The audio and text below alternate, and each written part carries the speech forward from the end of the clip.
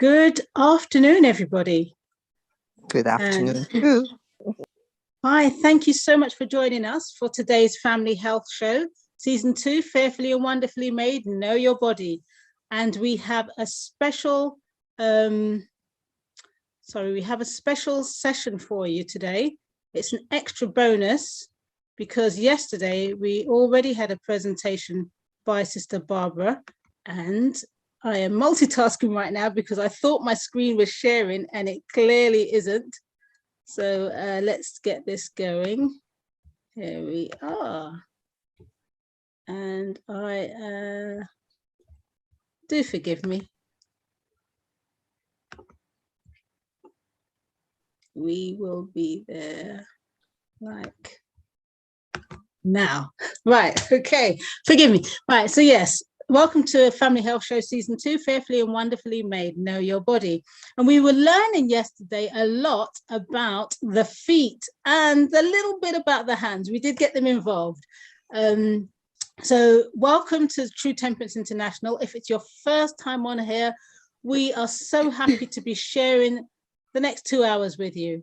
Myself, I am Sharon Wallace, your host for today. And my co-host is smiling and muted. Sorry, good afternoon, everyone. My name is Shirlene. Thank you, Shirlene. Right, so I say my co-host, your co-host. So today we'll be looking at the skin, the integumentary system, the armor of God, also known as the skin, hair, and nails. I was going to say teeth just then, but that's something else. Okay. And our presenter is, as you know, Sister Barbara Oneil. Do we have a hello from Barbara? Hello, everyone. Hello. Thank you for coming. Thank you. Now, yesterday, Barbara shared with us her favorite color and her favorite fruit. Now, I haven't thought about a question, so I've got to just think of one off the top of my head. Okay. Of all the places in the world that you've visited, where is your favorite place, country, city, wherever? Well, another very difficult question because I find that everywhere I go, there are some lovely people, but I love history. So I have to tell you, I love Scotland. I'm a fifth generation Australian Scottish descent, and I loved the history in Scotland. I love all the stone houses and visiting the castles. So that was very nice. So it's back to the UK then. So that was really interesting. A few of us have been to Scotland on this platform, and we went to a wedding, and it was lovely. It was held in a castle. It was beautiful summer wedding outdoors. It was amazing. Okay, enough of that, right? Because you didn't come on here to hear this. Right, so moving on. So yesterday, if you missed the feet of the Lord, you are able to catch up on yesterday's session via our YouTube channel. So if you go on there, you'll be able to catch that Family Health Show and all the others as well that have been archived. Charlene, would you be able to do the honors? Okay, so our disclaimer, only a physician can diagnose, treat, and prescribe for illness or disease. Any information disclosed or discussed at the TTI Zoom talk show is for educational and informational purposes only. Please continue to seek professional medical advice from your general practitioner regarding any illness or disease you may be suffering from. Thank you, Shirley. Okay, so just a quick promo here about our Telegram groups. This is so that you can stay in touch with us, take a quick snapshot, screenshot, whatever shot, and you will see the information's on there. If not, go back and look on YouTube and just pause it at this point. Pause. Okay, and there you will see the links to our women's wellness group, our men's wellness group, and our spiritual health group. Join whichever is relevant for you. And with that, we can stay in touch, encourage each other with the challenges that have been set, and we can share devotions on the spiritual health group or prayer requests, recipes on either of the other two groups. So you can see it's there for you to use, ask questions with regards to health, and hopefully we can come up with some relevant responses. So that's there for you. Thank you very much. On a Tuesday, we have Bible discussions, and we are doing a Battle for the Mind series, looking at Daniel currently with Lewis and Alvin. So there you see the Zoom ID and the passcode available for you to tune into and join us as we discuss what's going on with the mind and how relevant the Bible is to 2021. It is so relevant. Okay, so please feel free to join us. Shirley? Okay. Yeah, so just briefly, on a Thursday, we also do essential oils classes, and we'll have one on this Thursday. We'll share the information with you when you join the Telegram groups, the links to the classes, and that should be available. But it's how essential oils can be used, how God has placed healing in the plants for us, and they can be used to enhance our health and help us with remedies as well. We have a 10-day detox program, which has actually started. We were promoting one with Louise Reed on, what's the ministry's called? Mercy's Door Ministry. Mercy's Door. And that one's, I think it started Today. Today or yesterday for 10 days. And she's asked us if we can promote the next one, which is in January. Louise is somebody who's presented on our platform and comes on almost every week. And so this is a detox program that's going to help you to cleanse your colon, lose weight, detox your liver, and aid the digestive system. Eat raw and juice your way back to health. And it's a lovely poster, so I'm sure that she's got a great program in line for you. Her contact details are on there on the bottom of the poster. And before we say thank you for all your support, which is on there anyway, so thank you for all your support. Thank you for coming on.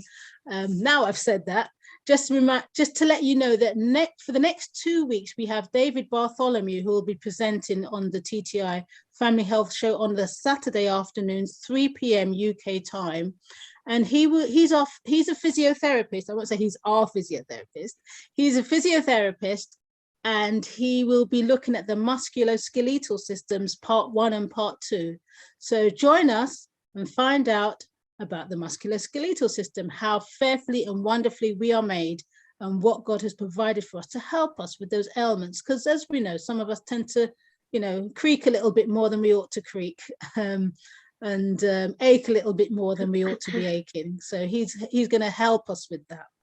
So I think that's enough of that. And if you'd like to support us with your prayers, with your presence, with sharing the links, and financially, we really, really welcome that support. If just being here, turning up. And also we have a roadshow, which I haven't got a slide for, that's coming up on the 27th of November. Shirley, would you like to say a little bit about that while I have some water? So on the 27th of November, we are teaming with Holistic You, who is on the platform now as well, and we are doing a road show in Manchester, and where we're going to be talking about health and doing juicing and medical missionary, where we're doing some practicals and showing the brethren, the church, how to do certain things. So yes, so hopefully we won't be here like in our home, we'll be over in Manchester, and hopefully we'll be able to go live with you all so you can see what we are doing. Thank you, Shirlene. Thank you so much. Right, so I don't want to take up any more of your time, Barbara, because your time, everybody's time is precious. So we are moving swiftly over to Barbara, whose favorite place is Scotland, and she will be sharing with us the armor of God, the integumentary system. So over to you. Thank you, and welcome everyone who's joining us today. Ready to hear about the integumentary system. And if you may think, what on earth is that? It's basically our front line defense, which is our skin. And in our skin is our hair and our nails. Our skin is our front line defense. Sometimes I'm asked to speak on the immune system. And when I speak on the immune system, the first part of the immune system that I talk about, because it's the front line, is our skin. As we go into our presentation today, I would like to begin with a word of prayer. I would like to ask God's blessing as we study this fearfully and wonderfully made body He's given us. Father in heaven, thank you so much for our integumentary system. Give us understanding, we pray in the name of Jesus. Amen. Amen. So we thank God that He is the greatest physician the world has ever known. And He's never lost a case. Did you know that? People say to me, aren't you worried to fly, Barbara? The pilots are going down because of the clottings in the air that's increased by the vaccine. And I say, I'm not worried at all, because my life is in God's hands. If it's time for me to go, I say, thank you, Father in heaven, the best is yet to come. But if He says a little bit longer, I say, thank you, Father. So the Bible says in 1 Thessalonians 5:18, in everything we are to give thanks. For this is the will of God in Christ Jesus concerning you. Some people say, Barbara, what do you put on your skin? I say, nothing. Because there is this whole industry that has been built on that you must put things on your skin. But your skin, your hair, your nails are all an indication of the health status inside your body. My massage therapists at Misty Mountain Health Retreat, they tell me you can tell the health of a person internally by massaging their skin. Because if they are well hydrated, well nourished, if their body is getting the right conditions for optimum health, the skin moves so beautifully under their massaging hands. And yesterday we looked at the beauty of the hands and the touch and what it does and how you can use your hands to reach people. And a massage therapist, the little nerve endings in the end of her fingers, just under the skin, they become very attuned to the person that she's massaging.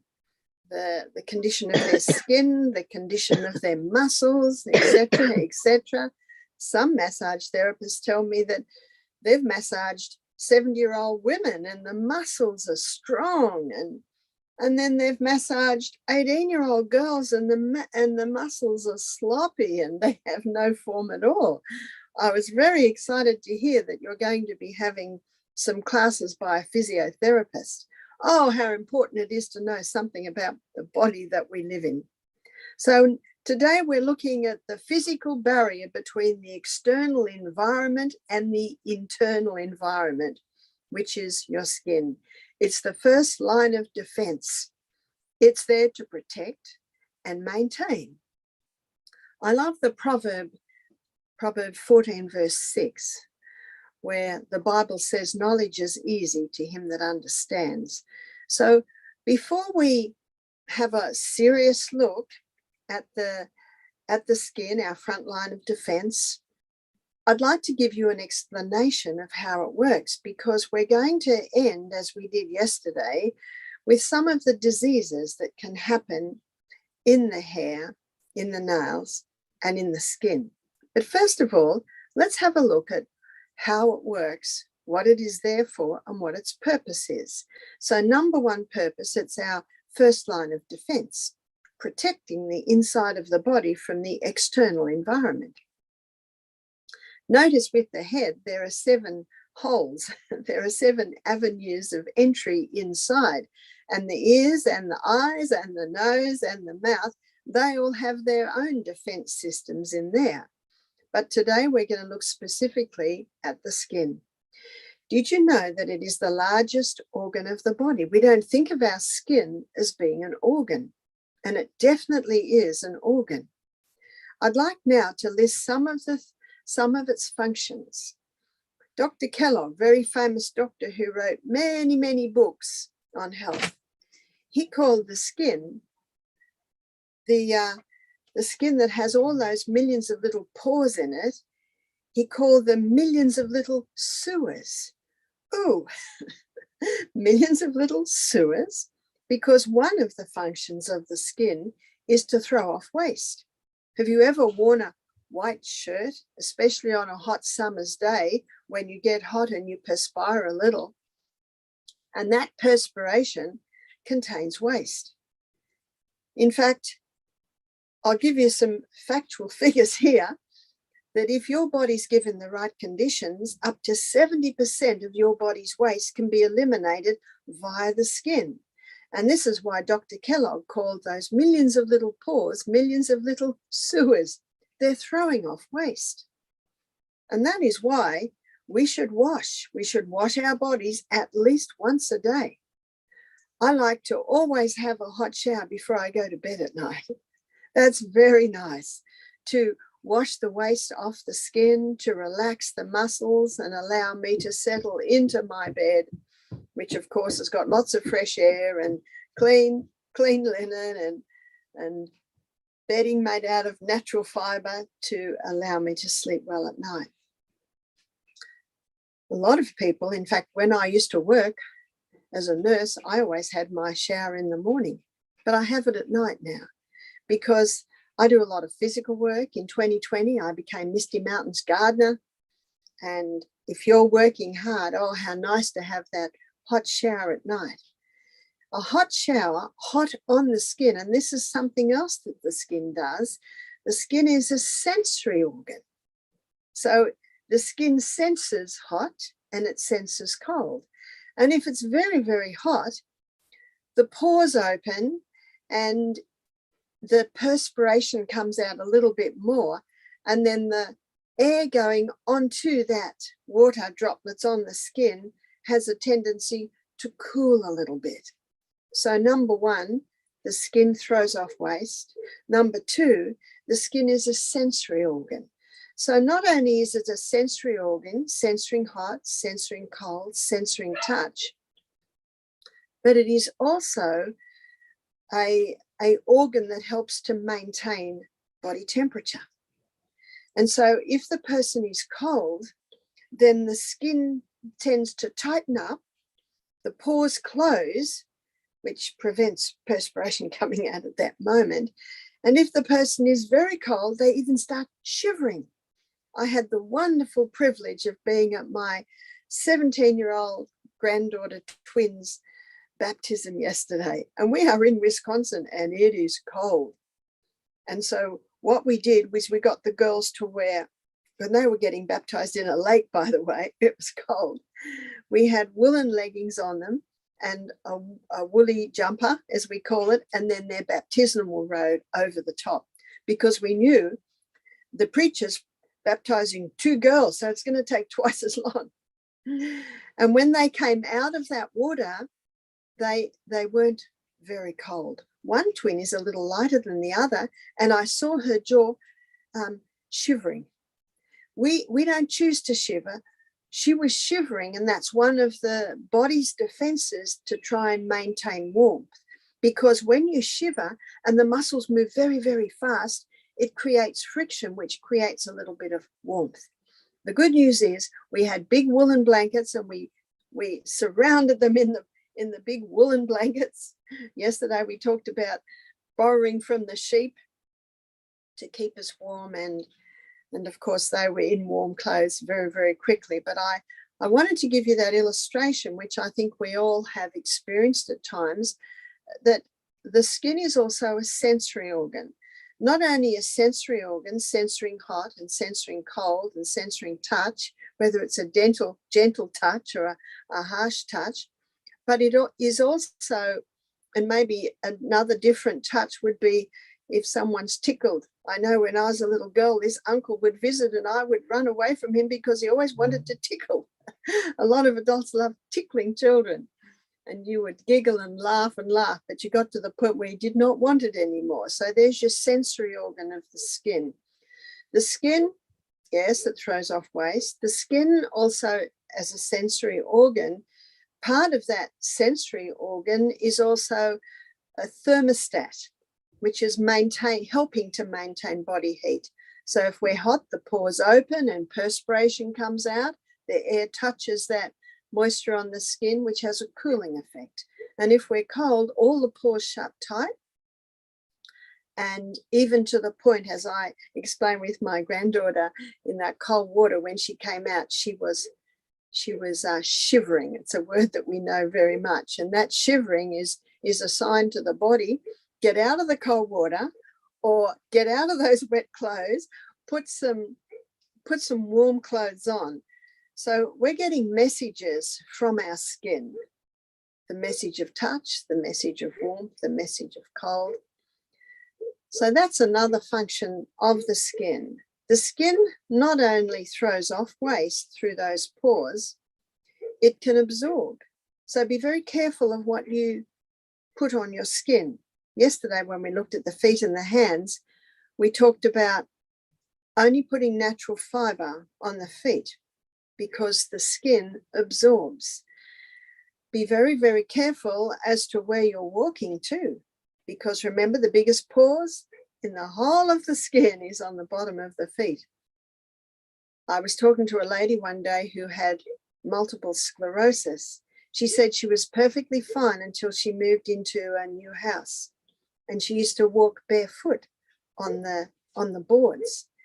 Within 6 months, her nervous system was damaged to the point where she was diagnosed with multiple sclerosis. She began to investigate, and she discovered that just before they moved into the new house, all the floors had been sprayed with chemicals to kill the white ants or the termites. So they weren't there, but they poison it so they won't come there. And so this lady walking around on that floor, which with her naked eye, she could not see any poison of it, but it definitely had poison in it. Well, the pores of her skin on the bottom of her feet took that poison up. It came into the bloodstream. It started to damage her fatty sheath around her nerve cells. That's the myelin sheath. And when that's 3/4 gone, then there's your multiple sclerosis. So again, yesterday we talked about the feet, but I'm now I'm discussing the whole of the body, all of the skin. So this even is bringing into consideration ladies that love sweet smelling things. Be careful of your perfumes. If you love perfume, please have a look at the ingredients in your perfume bottle, and you might be surprised to know that there might be some nasty chemicals in there. So what can you use? There are some beautiful essential oils. You can use essential oils. They're very, very strong. So you might make up your own skin cream with a few drops of essential oil in coconut oil. So that also brings me to what can you nourish your skin with? I have been blessed with oily skin to the point that when I was a teenager, I had acne. And I looked at all my friends with their peaches and cream faces while I had acne. I was not happy. They had dry skin. I met some of them in our mid-50s, and they were terribly lined. So the dry skin, the peaches and cream complexion, as we say, when they were younger, it dried out a lot earlier. And they say, you don't have near the lines we have. I say, well, look closely. There are some lines there. And when you're in your late 60s, of course, you will have some lines, but you can slow down that process by not necessarily what you put on your skin in the form of creams, but what you're eating. So this brings us to food. So the best way to nourish your skin is to make sure you're having a high fiber diet. There's all your plant foods are high fiber, your fruits and your vegetables, generous proteins, because the body is built up by amino acids. So as a vegetarian, I have legumes, nuts and seeds, and a few whole grains for my proteins, but good fats. I love olive oil. Olive oil has been used for centuries. Unfortunately, that there's been a myth circulating since the 80s that fat is bad, that fat causes heart disease. But a British cardiovascular surgeon named Dr. Malcolm Kendrick.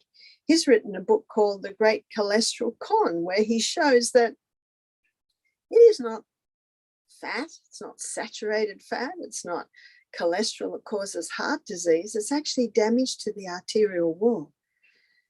So a lot of people stopped eating fat because of this erroneous myth that fat is causing heart disease.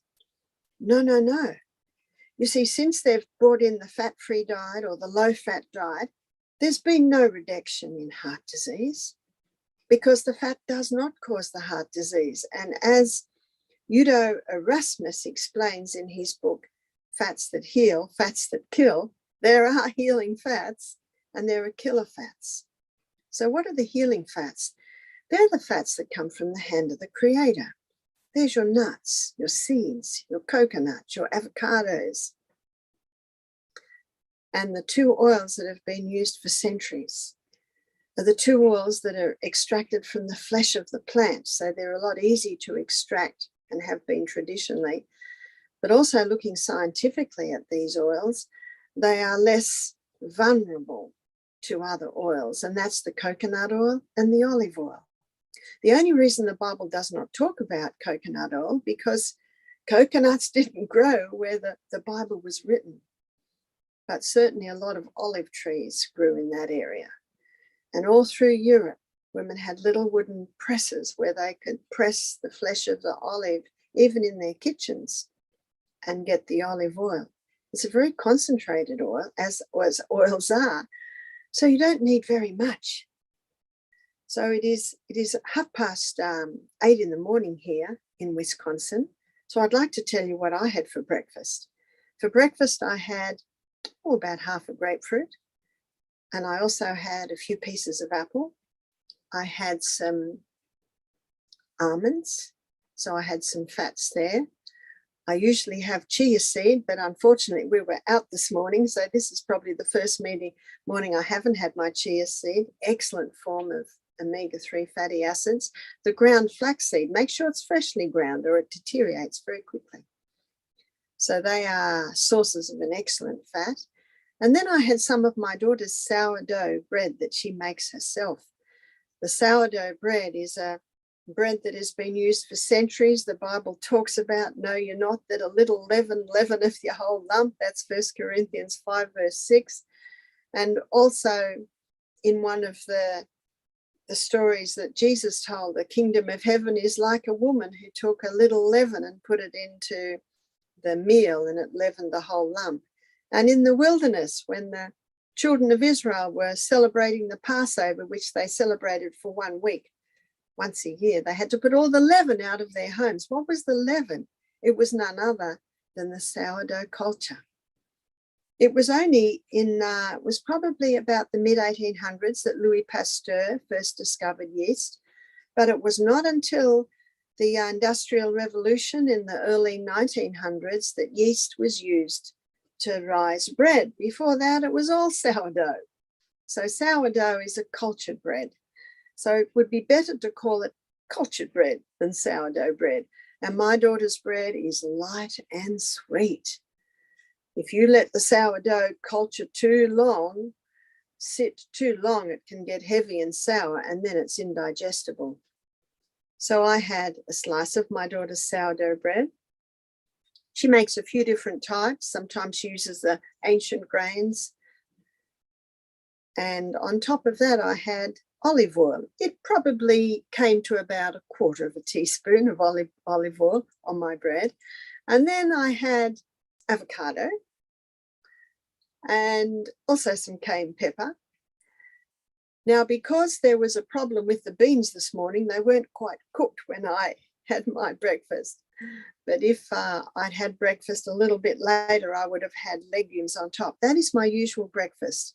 Some fruit, nuts and seeds, the sourdough toast with avocado and cayenne pepper, a little bit of olive oil, and either red lentils or black-eyed beans on top. So that meal had everything that my skin needs. It had some good oils that will come through and nourish my skin. But I do acknowledge that some people have naturally dry skin. So my genetics gave me oily skin. Some people's genetics gave them a drier skin. I certainly acknowledge that. And that's why that person can use a coconut oil based moisturizer or even coconut oil. Some say, but it's a little greasy. If you rub it into your skin, it feels a little greasy, but within a few minutes it absorbs in. No problem. There was a question, is peanut butter good? Well, unfortunately, there's hardly a peanut today that isn't tainted with mold. So even freshly ground peanut butter often is tainted with mold. The book, The China Study by Dr. Colin Campbell, he shows that when he went to the Philippines to find the cause of the children dying of liver cancer, every single jar of peanut butter he tested had aflatoxin in it, which is the mold waste. The only way you could get away with it really is to grow your own peanuts, wash them, dry them in the oven on a low, slow bake, and then make your peanut butter. That's about the only peanut butter that would be free of the molds. But if you're a peanut butter lover and you're feeling quite sad at the moment, try lightly roasted almond butter, cashew butter, macadamia butter. They're very nice. I've never really been a peanut butter fan, but I know my daughter is, and she usually uses the cashew or the almond butter. But my illustration was to show you that this is a food menu that contains everything that my skin needs to be well nourished. So our skin needs to be well fed. And the blood, remember we looked yesterday at the life of the flesh is in the blood. The blood feeds the skin. And so to have beautiful skin, number one, we need to nourish it.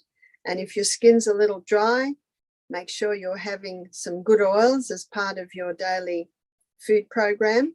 What about safflower oil, peanut oil? I never use them because in the structure of that fat, there's a lot of empty spaces. And as soon as it's extracted, the light, heat, and oxygen destroy that oil. So to get your good oils, it should be coconut oil or olive oil. Remember, not a lot.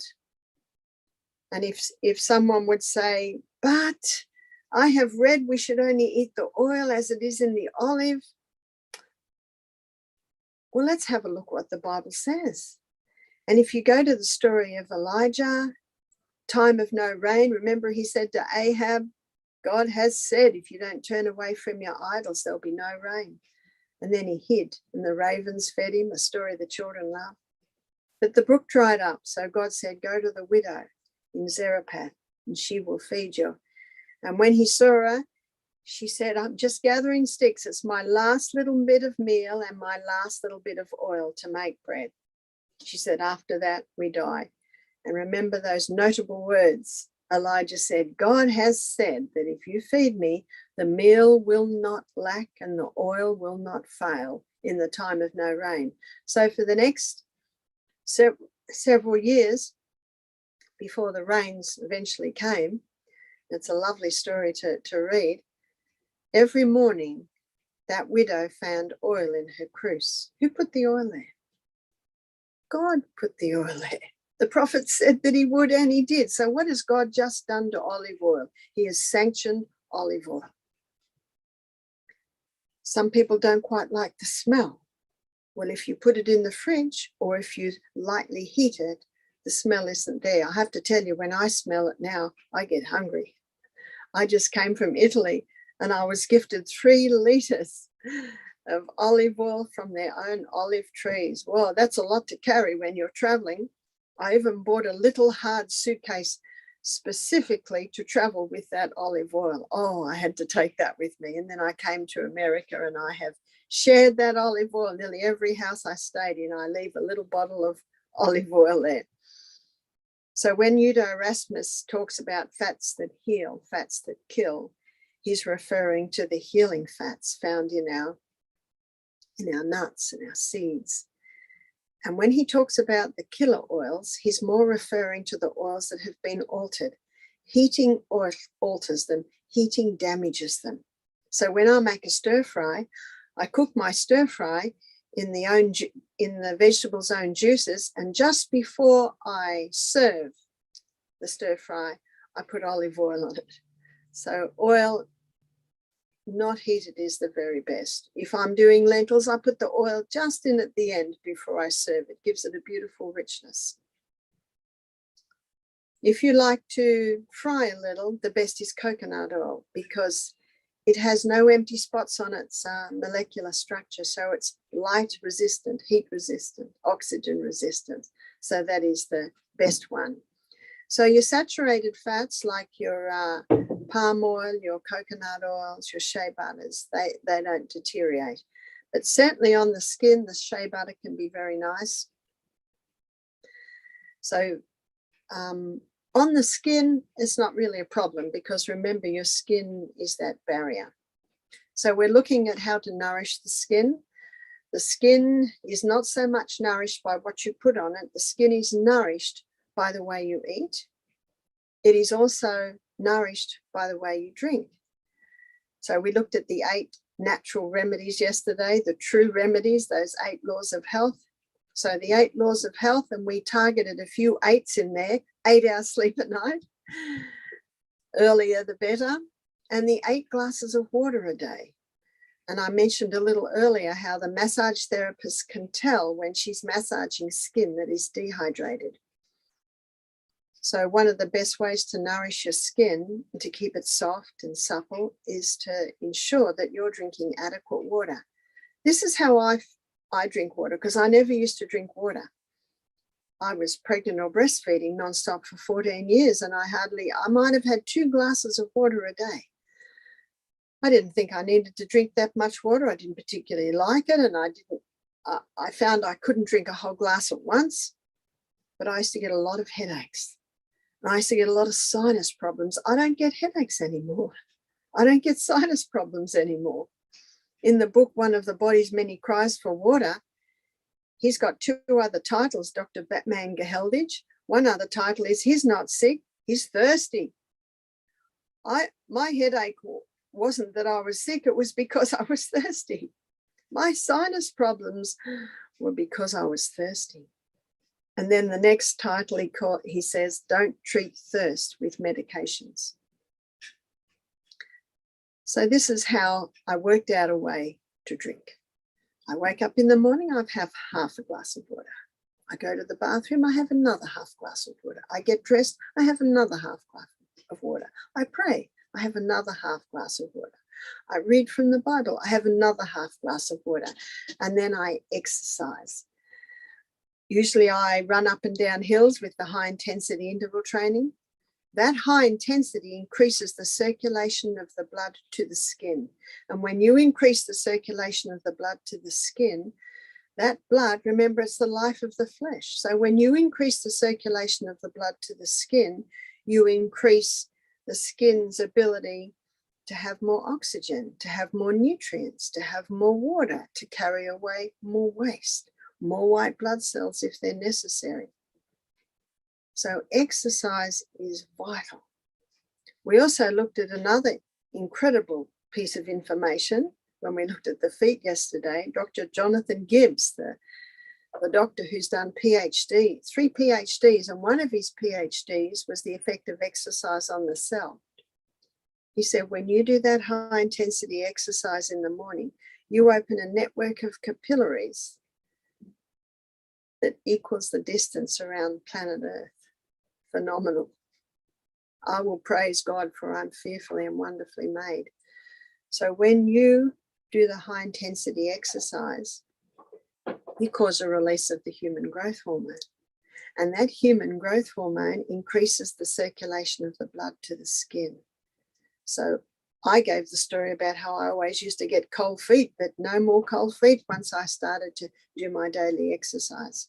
I didn't think I needed exercise because I was always busy. But my trip to New Zealand and my sore muscles from that morning walk quickly showed me being busy all day is not enough.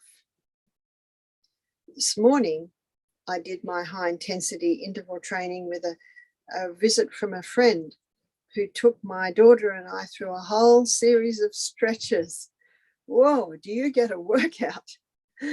Our limbs and our arms and our feet were going in all sorts of directions, and we had to hold it for 5 minutes. Whoa, your body is really working hard then. So that was my exercise this morning. So for your skin to be well nourished, it is important to exercise every day, ideally the high intensity interval training. It is important to drink 8 glasses of water a day. After my exercise, I always have some more water. My habit is that I wake at 5, walk at 6 or exercise at 6 and eat at 7. And because that is my usual program, I can often get almost a litre of water in before breakfast. And then I leave a couple of hours after my meal, and I'm not thirsty because I'm so well hydrated when I sit to eat. And then I will try and drink maybe another 3, sometimes 4 glasses before lunch. Lunch is usually maybe 1:30 or 2. And then I might have 2 more glasses over the afternoon. I have planned it that way because if I drink too much in the afternoon, I have to get up several times. But if I plan it like that, often I can go through the whole night. I know some people that can drink half a litre of water before they go to bed at night and not get up in the night. So that's where you're the doctor. And we did talk about that yesterday. You're the doctor. You do whatever works. And I'm just telling you what works for me. So I have determined that that works for me. But I'd like to bring something else into the equation too. I don't know if you've ever tasted your perspiration. It is very salty. So the more you perspire, the more you need to replace those minerals. And that is the Celtic salt. The Celtic salt is a hand-harvested sea salt, and it contains 82 minerals. Seawater contains 92 minerals. The salt on the supermarket shelf, even if it's called sea salt, usually has 2 minerals, which is sodium chloride. So of the 92 minerals in seawater, of the 92 minerals in seawater, 30% is sodium and 50% is made up of chloride. And because they're the 2 crystals that are formed, or the main crystals and the first formed, man scoops up those 2, bleaches them white, puts aluminium with them so that it runs freely. There's your table salt. Your doctor's right. That table salt is dangerous salt. But there's salt and there's salt. Remember what Jesus said in Matthew 5, verse 13? Yeah, the salt of the earth. If the salt has lost its savour, wherewith shall it be salted? It is henceforth good for nothing but to be cast out and trodden under foot of men. Well, they're strong words. How does the salt lose its savour? I'd like to suggest that the table salt has lost its savour. It only has 2 minerals in it. It's lost all the other 90. Isn't that the savour, Old English? What does the Bible now say? It's now good for nothing but to be cast out and trodden under foot of men. And when I was in Minneapolis a couple of years ago in the middle of winter, I saw them throwing salt on the ground. It melts the ice. And I thought of that verse in the Bible. It is now good for nothing but to be cast out and trodden under foot of men. Maybe there is a use for that refined salt. Now, the reason I talk about salt right now is because every time you perspire, you lose some of your minerals. And especially if you're having steam saunas, which our guests do at Misty Mountain, especially if you're doing a high intensity every day and you're perspiring a bit more, working out in the garden, you're perspiring a little bit more, you need a little bit more salt. Dr. Matthew Walker, in his book, The Calcium Lie, he says taking a crystal of Celtic salt, putting it on your tongue, chewing it a little bit, and then having your water. If you take that crystal of Celtic salt before every glass of water, he said, all you're doing is you're replacing the minerals you lost yesterday. If you've got high blood pressure and you're used to no salt, please start small. But Dr. Lelangre, he is a French doctor who's written a whole book on salt. he says if he gets someone with high blood pressure, he puts them on that salt because that salt brings back a mineral balance in and out of the cell, whereas the sodium chloride, it causes a mineral imbalance in and out of the cell by getting the sodium levels up too high, because the highest concentration of mineral inside the cell is potassium, the highest outside is sodium. Potassium is found in all your fresh fruit and vegetables. So if someone's not eating fresh fruit and vegetables and they're having too much table salt, can you see sodium levels go up, potassium levels drop, and you get this imbalance in and out of the cell? There's your high blood pressure. So to nourish the skin, take that little crystal of Celtic salt. Start with the size of a sesame seed. Take it before every glass of water, and you will be replacing the minerals you lost yesterday. We lose a lot of water while we sleep. Have you ever slept on a mattress on the floor and in the morning you lift up the mattress and it's damp underneath? That's because of the moisture you lose in the night. And that's why it's very important to have that little bit of salt in your water.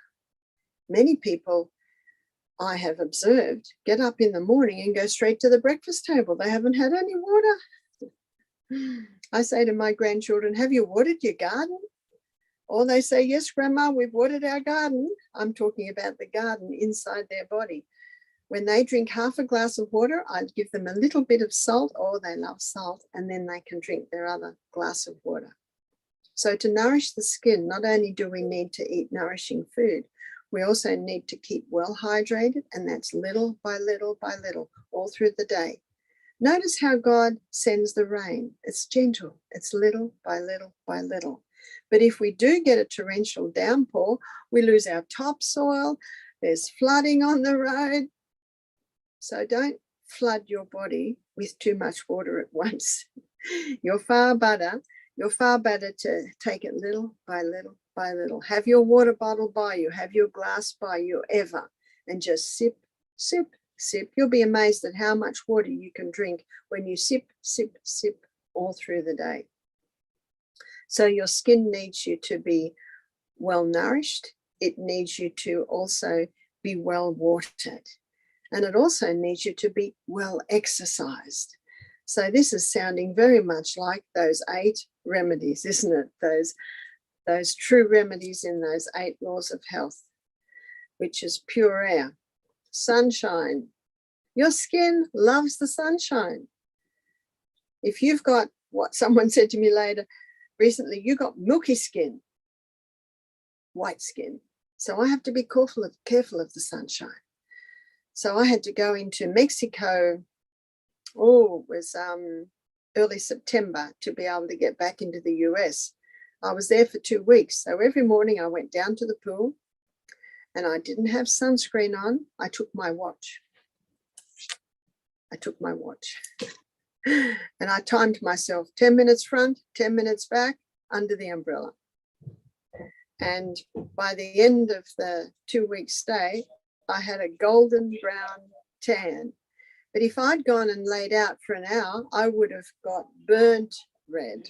That damages the skin. And then of course, you can't even go out in the sun. So if you've got white skin like me, just time yourself little by little by little.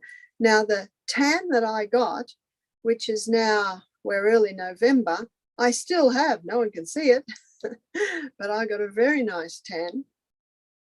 It's the UVB tan, ultraviolet B-ray tan.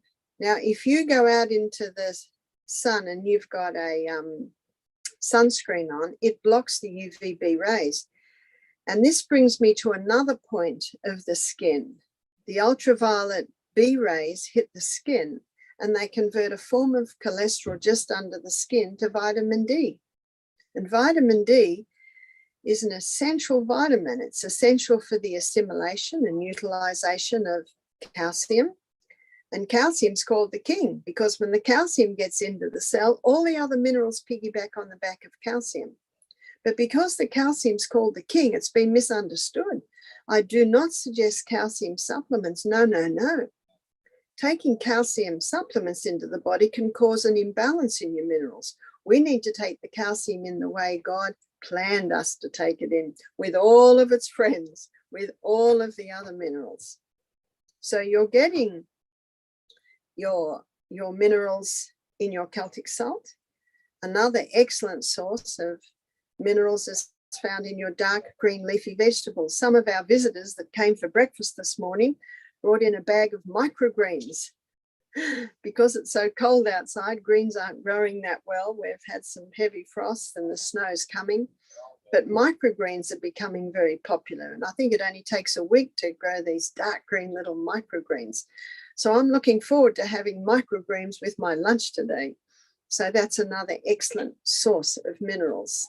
So that's what our bones need, not calcium, because bones aren't made of calcium. Bones are made of 12 minerals and 64 trace minerals. Where do you find that? In your seawater. You don't have to drink seawater. You just have that little bit of Celtic salt before every glass of water, and put the Celtic salt, and I certainly put Celtic salt on my avocado and cayenne pepper sourdough toast this morning. What's a potato without salt? What's tomato and avocado on your sourdough toast without salt? Our palate tells us we need a little bit of salt, and we do. It's another deception. And yesterday we talked about the great deceiver that's deceived the whole world, explained in Revelation chapter 12, verse 9.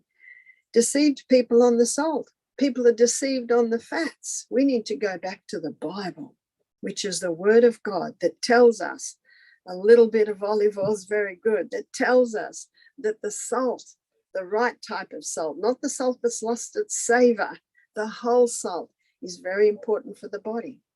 I like to use the BHSC method to determine truth on these subjects: Bible, history, science, and common sense.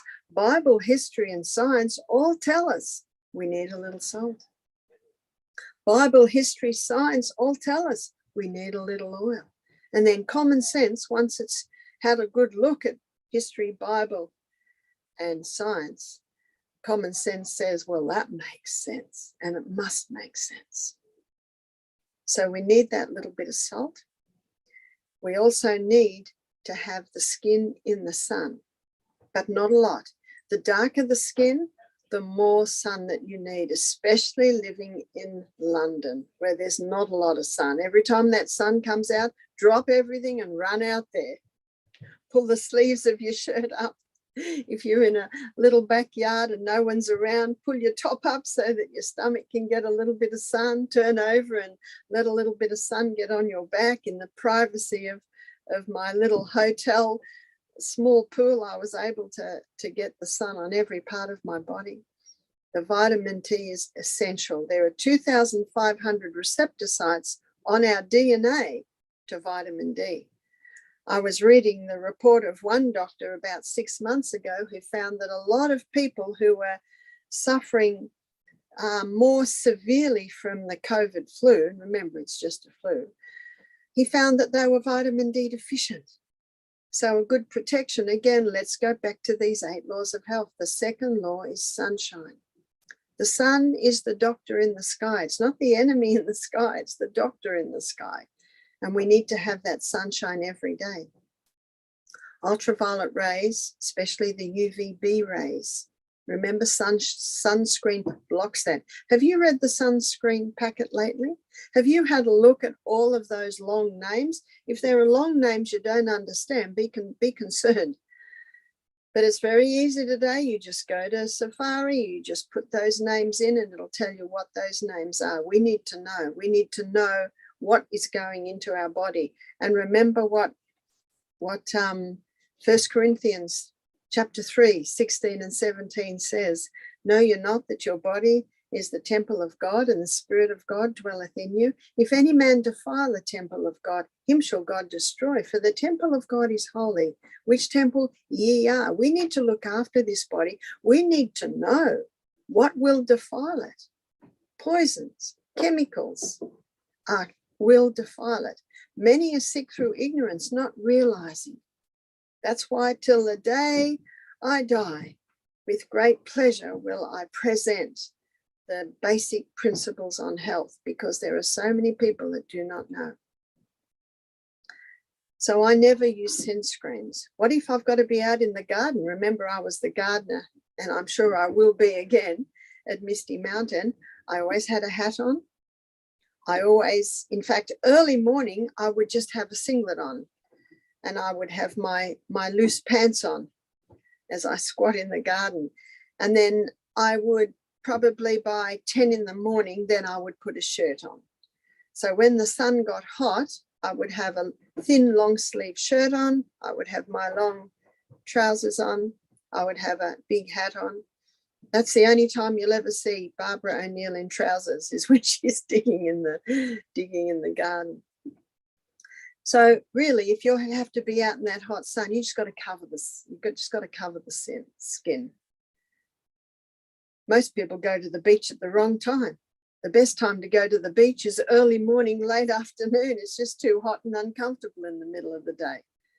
But if you're on holidays, make sure you got a big umbrella, or make sure you find a big tree. And remember, take your watch with you. Only allow the skin to touch for short periods of time. But if you have that beautiful dark skin, you can bear about 10 times the sunshine that I can.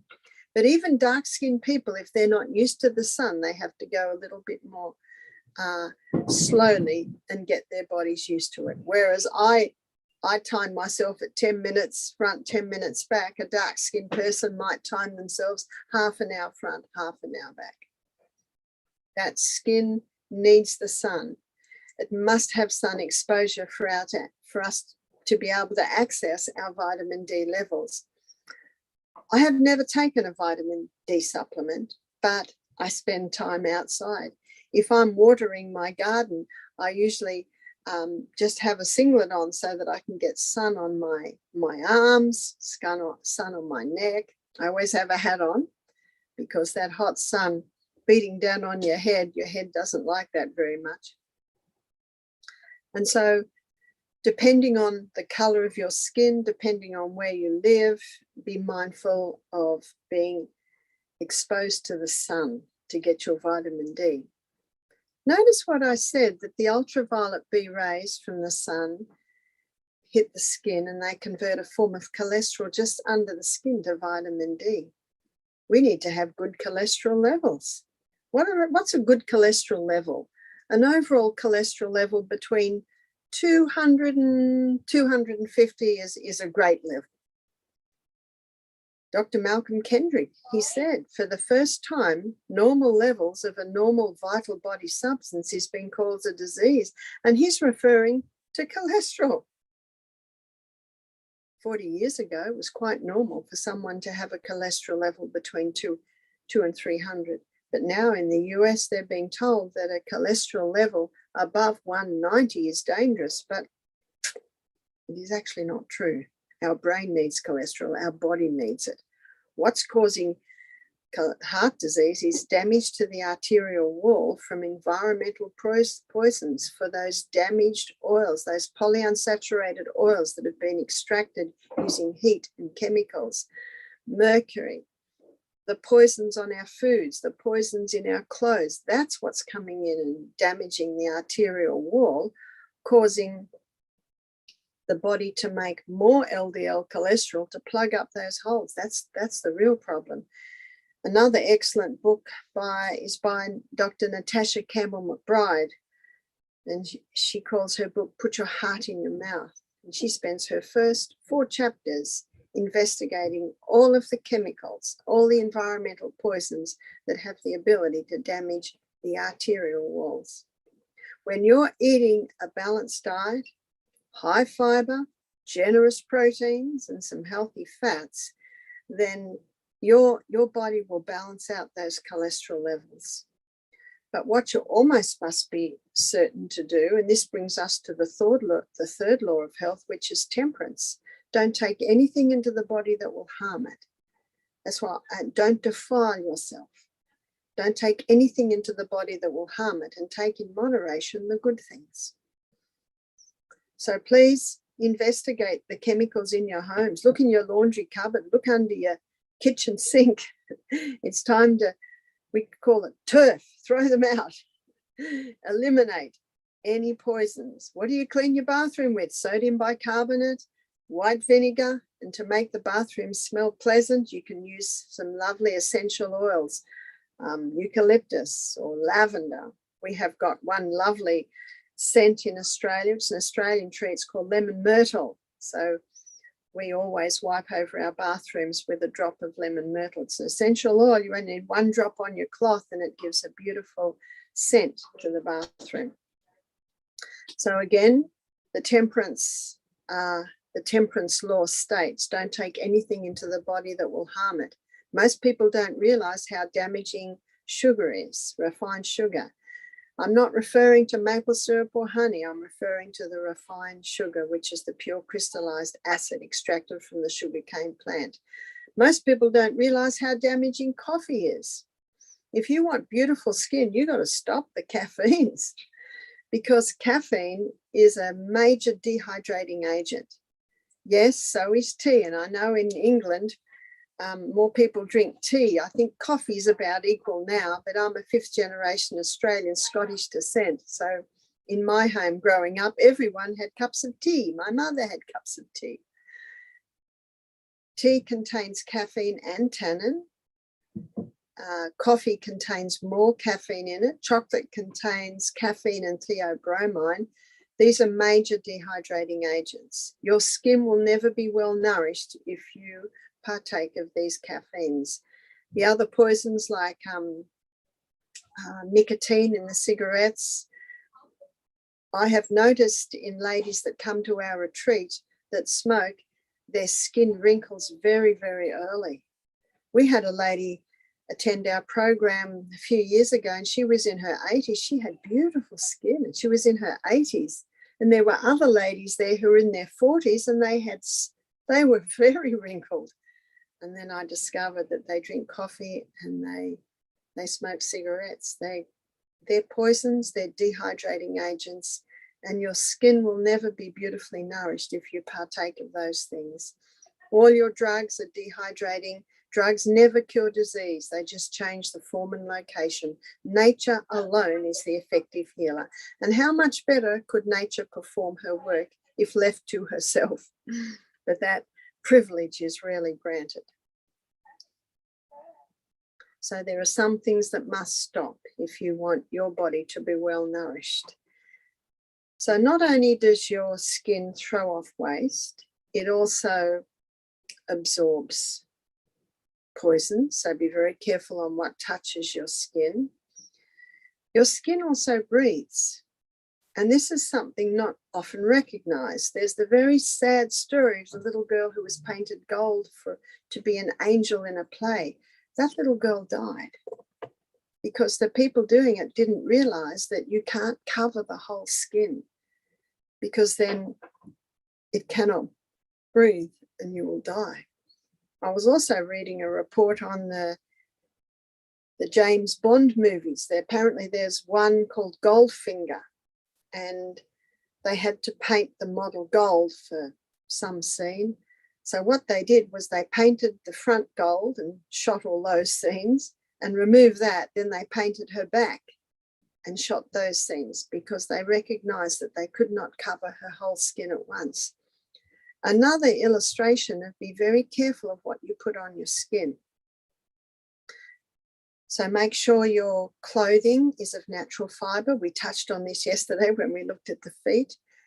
We also looked at some of the fabrics. You've got cotton and linen and bamboo and silk and wool, and you've also got some fabrics that are modern fabrics that are made out of wood pulp, and that is viscose and rayon. Viscose is often made out of bamboo. Sometimes it's called bamboo, sometimes it's called viscose.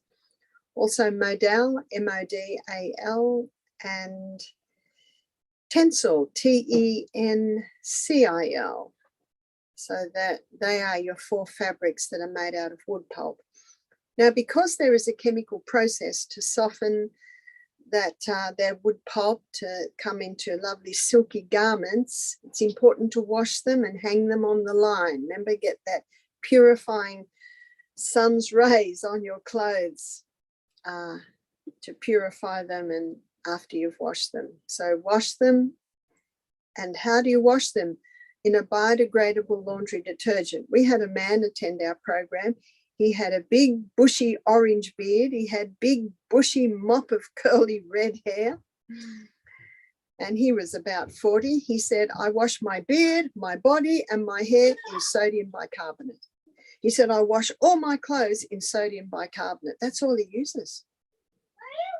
So if you can't find a biodegradable washing detergent, you can just do it in sodium bicarbonate.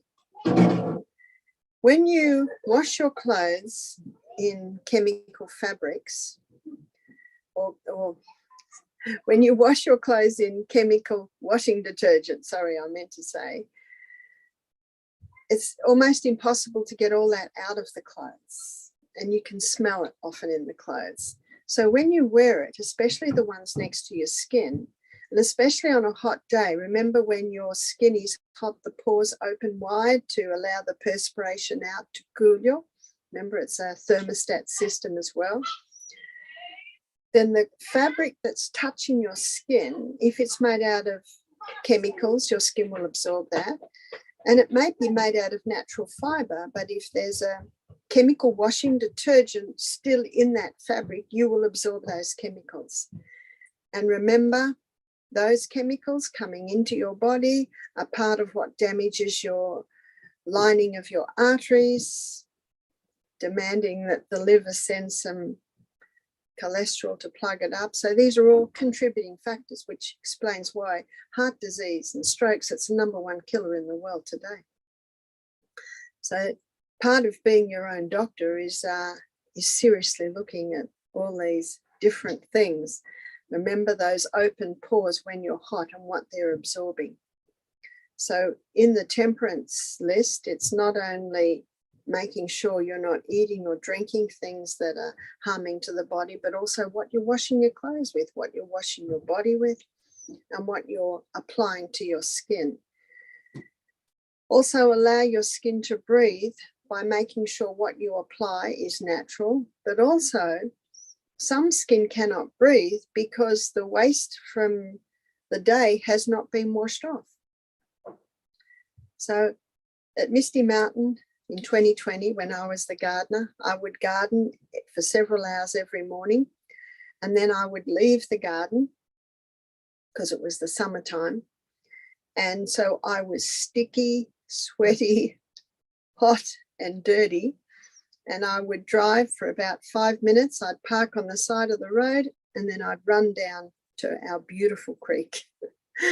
And I would dive into the creek and wash all of that perspiration and that dirt off me. And I always had a towel and a change of clothes that I could go back to the car and then another 5-minute drive to my house. Oh, that was such a delightful pastime.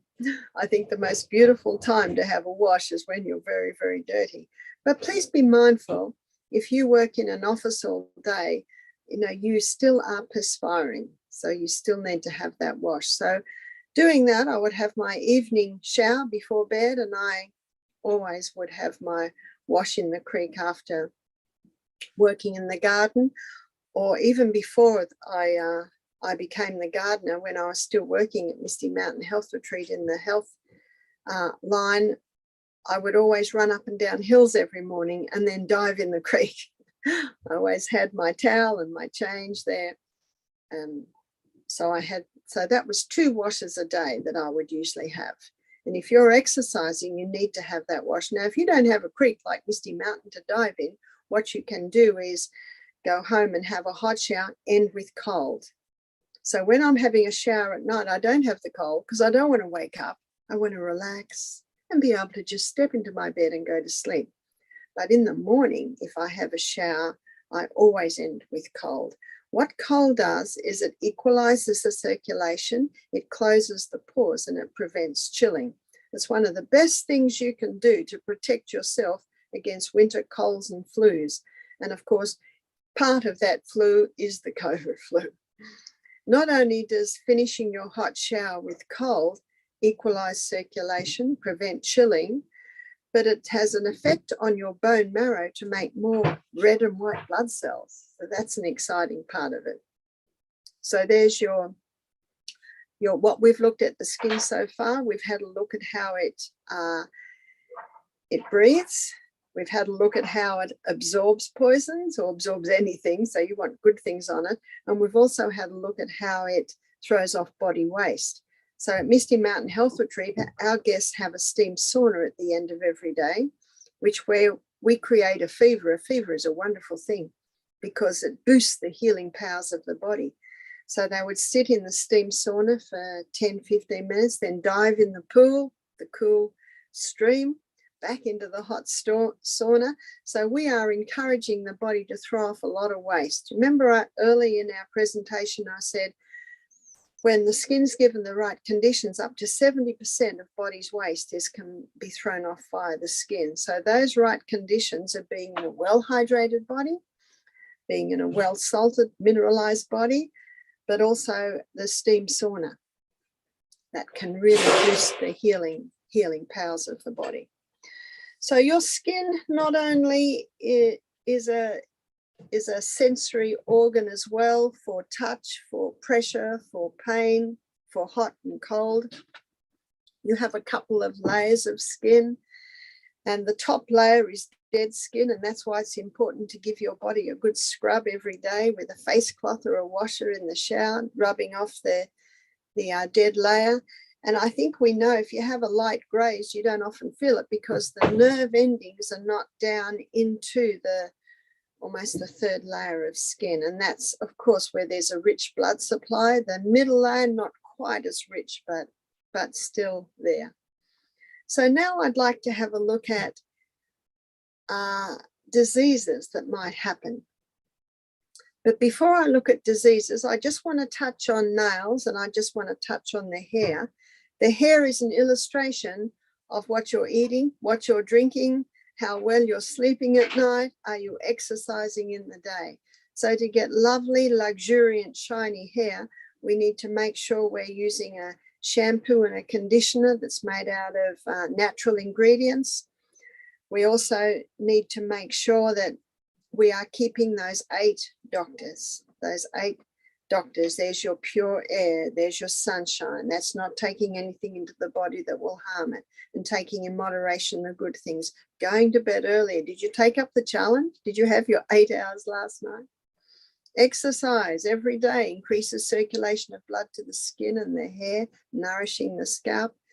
Also proper diet. We've already looked at proper diet. Keep well hydrated, those 8 glasses a day, and trust in divine power. Thank God every day that he has gifted to us a body with an inbuilt ability to heal itself. Basically, your hair is an illustration of the health of the inside of your body.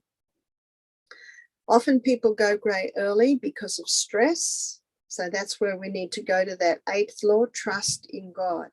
Remember what God said? We looked at John chapter 14, verse 27, where he says, peace I leave with you, my peace I give unto you, not as the world giveth, giveth I unto you.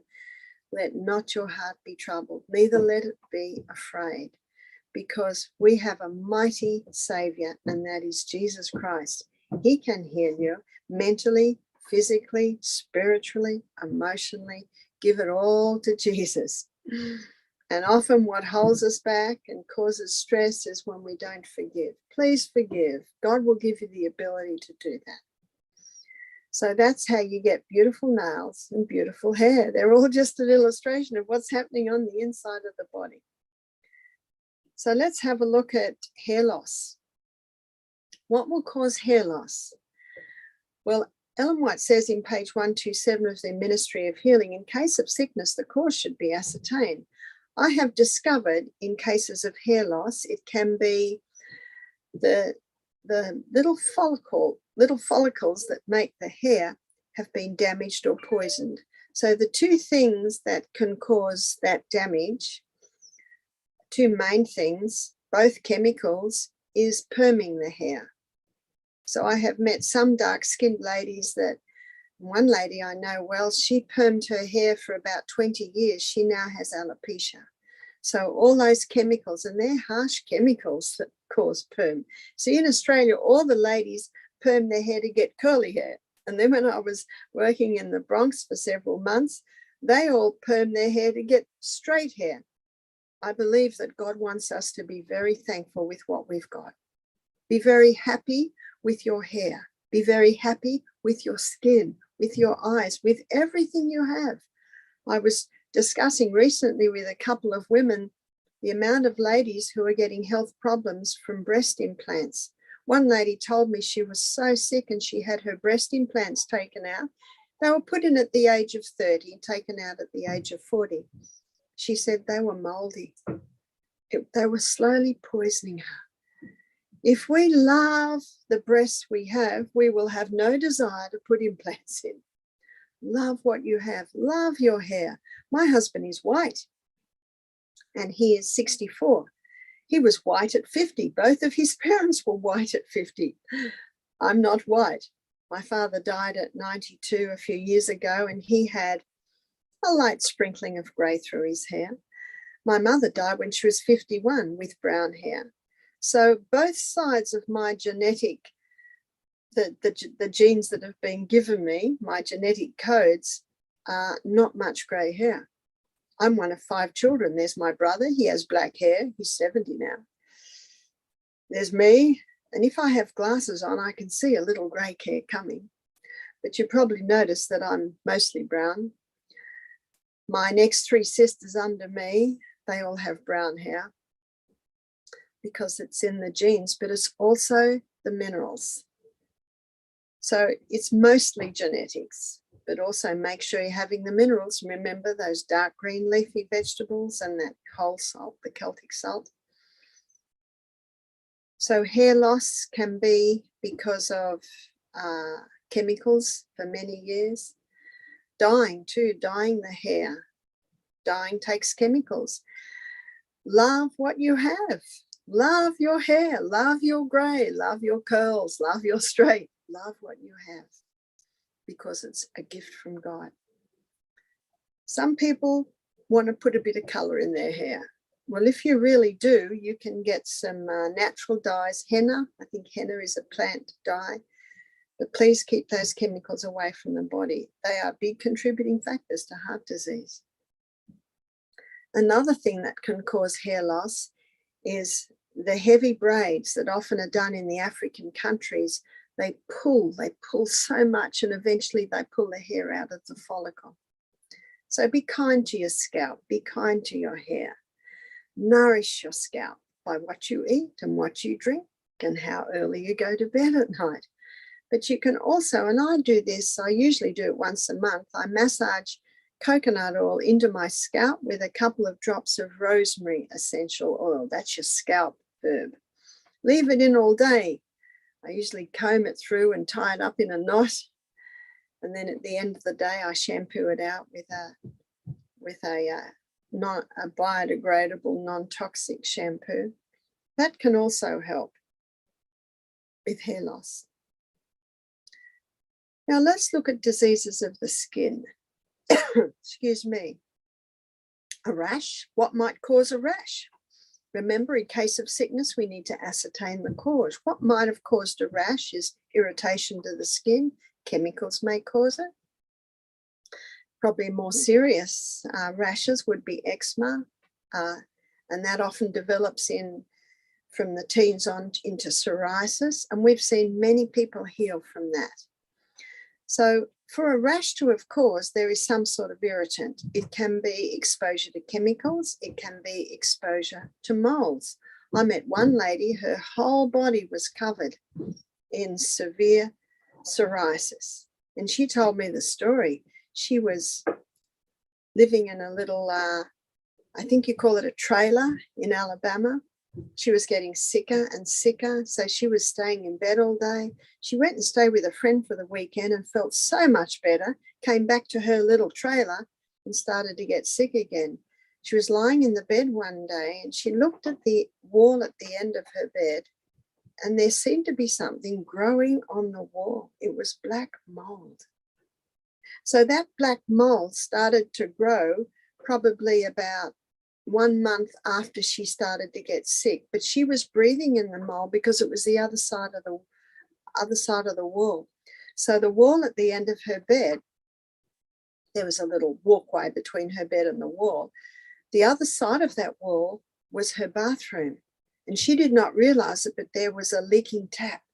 And that leaking tap, with that moisture there, mold had begun to grow. She immediately got out of that trailer. The trailer actually had to be destroyed. It was beyond repair. So when eventually we met, she showed me a photograph. Her head was swollen. She had welts this side all over her body. They had all settled right down, but I noticed she was still scratching. So was one thing that the mold had come in, another thing that she got out of the house, but now it still was in her body. So I said, I want you to stop the 5 known allergens. What are the 5 known allergens? Peanuts, they're commonly tainted with mold. The hybridized wheat of today, oats, or we call it oatmeal, and dairy and refined sugar. So those 5 allergens must stop. Anyway, she looked the other way. Yeah, she was eating them all. She loved peanut butter sandwiches. I said, well, what you can do, you can go over to the sourdough, because most bread is made on yeast, and the yeast will just feed the yeast. You've got to go on a very low sugar diet. In my book, Self-Heal by Design, the whole book is how to eliminate yeast or fungus from the body, and I have programs in there, but you basically got to get your carbohydrates right down, got to give your fruits way, way down. Maybe the only sweetener initially is stevia. You basically are going to create in the body a situation which will make it impossible for the yeast to develop. There's not always a yeast aspect, but in some cases there is. Sometimes there's just pure allergy to those 5 allergens I just described to you, which is your peanuts and your hybridized wheat, your dairy, oats, and refined sugar. And some ladies have said to me, but I've been eating those foods for years and I didn't have this problem. And I said, yes, but something happened to tip the scales. And so now you just need to implement this program. And part of implementing it is stopping those foods. Once you conquer the eczema or the psoriasis, you might find you can have a little wheat now and then. You might find you can have a little oat now and then. But while you're conquering the condition, this must stop. What about a baby with eczema? And I've had several mothers contact me with babies with eczema. Sometimes it started after the vaccinations. If the human body was designed to heal itself, it does not need drugs or vaccines. You see, drugs and vaccines, when they're taken, that's an admission that the body can't heal itself. And God never meant needles to go in through the skin. The skin is our frontline defense. And when you poke a needle in through that skin, you are now bypassing the defense system. And there's no defenses there to deal with the poisons and the chemicals that come in. So often, eczema, psoriasis can be triggered by chemicals coming into the body, which often one way they can come in is through the vaccines and through drugs. And so what I say to a mother with a baby with eczema, especially when the baby's only breastfed, I say, well, the mother must stop the 5 allergens. And one mother stopped, and after 1 month, she sent me a photo. The baby still had eczema. I said, it's going to take 2 months, 2 months before you see the full result. So you can have a slice of bread, it'll be out of your body in 24 hours, but the effect remains for sometimes up to 2 months. So it's important to stop those allergens if the mother is breastfeeding. And this mother sent me a photo of her baby exactly 2 months after she'd stopped the foods, and the baby had no eczema. She was a very happy mother. If the baby is not breastfed, then seriously look at what the baby's eating. Our babies really shouldn't eat.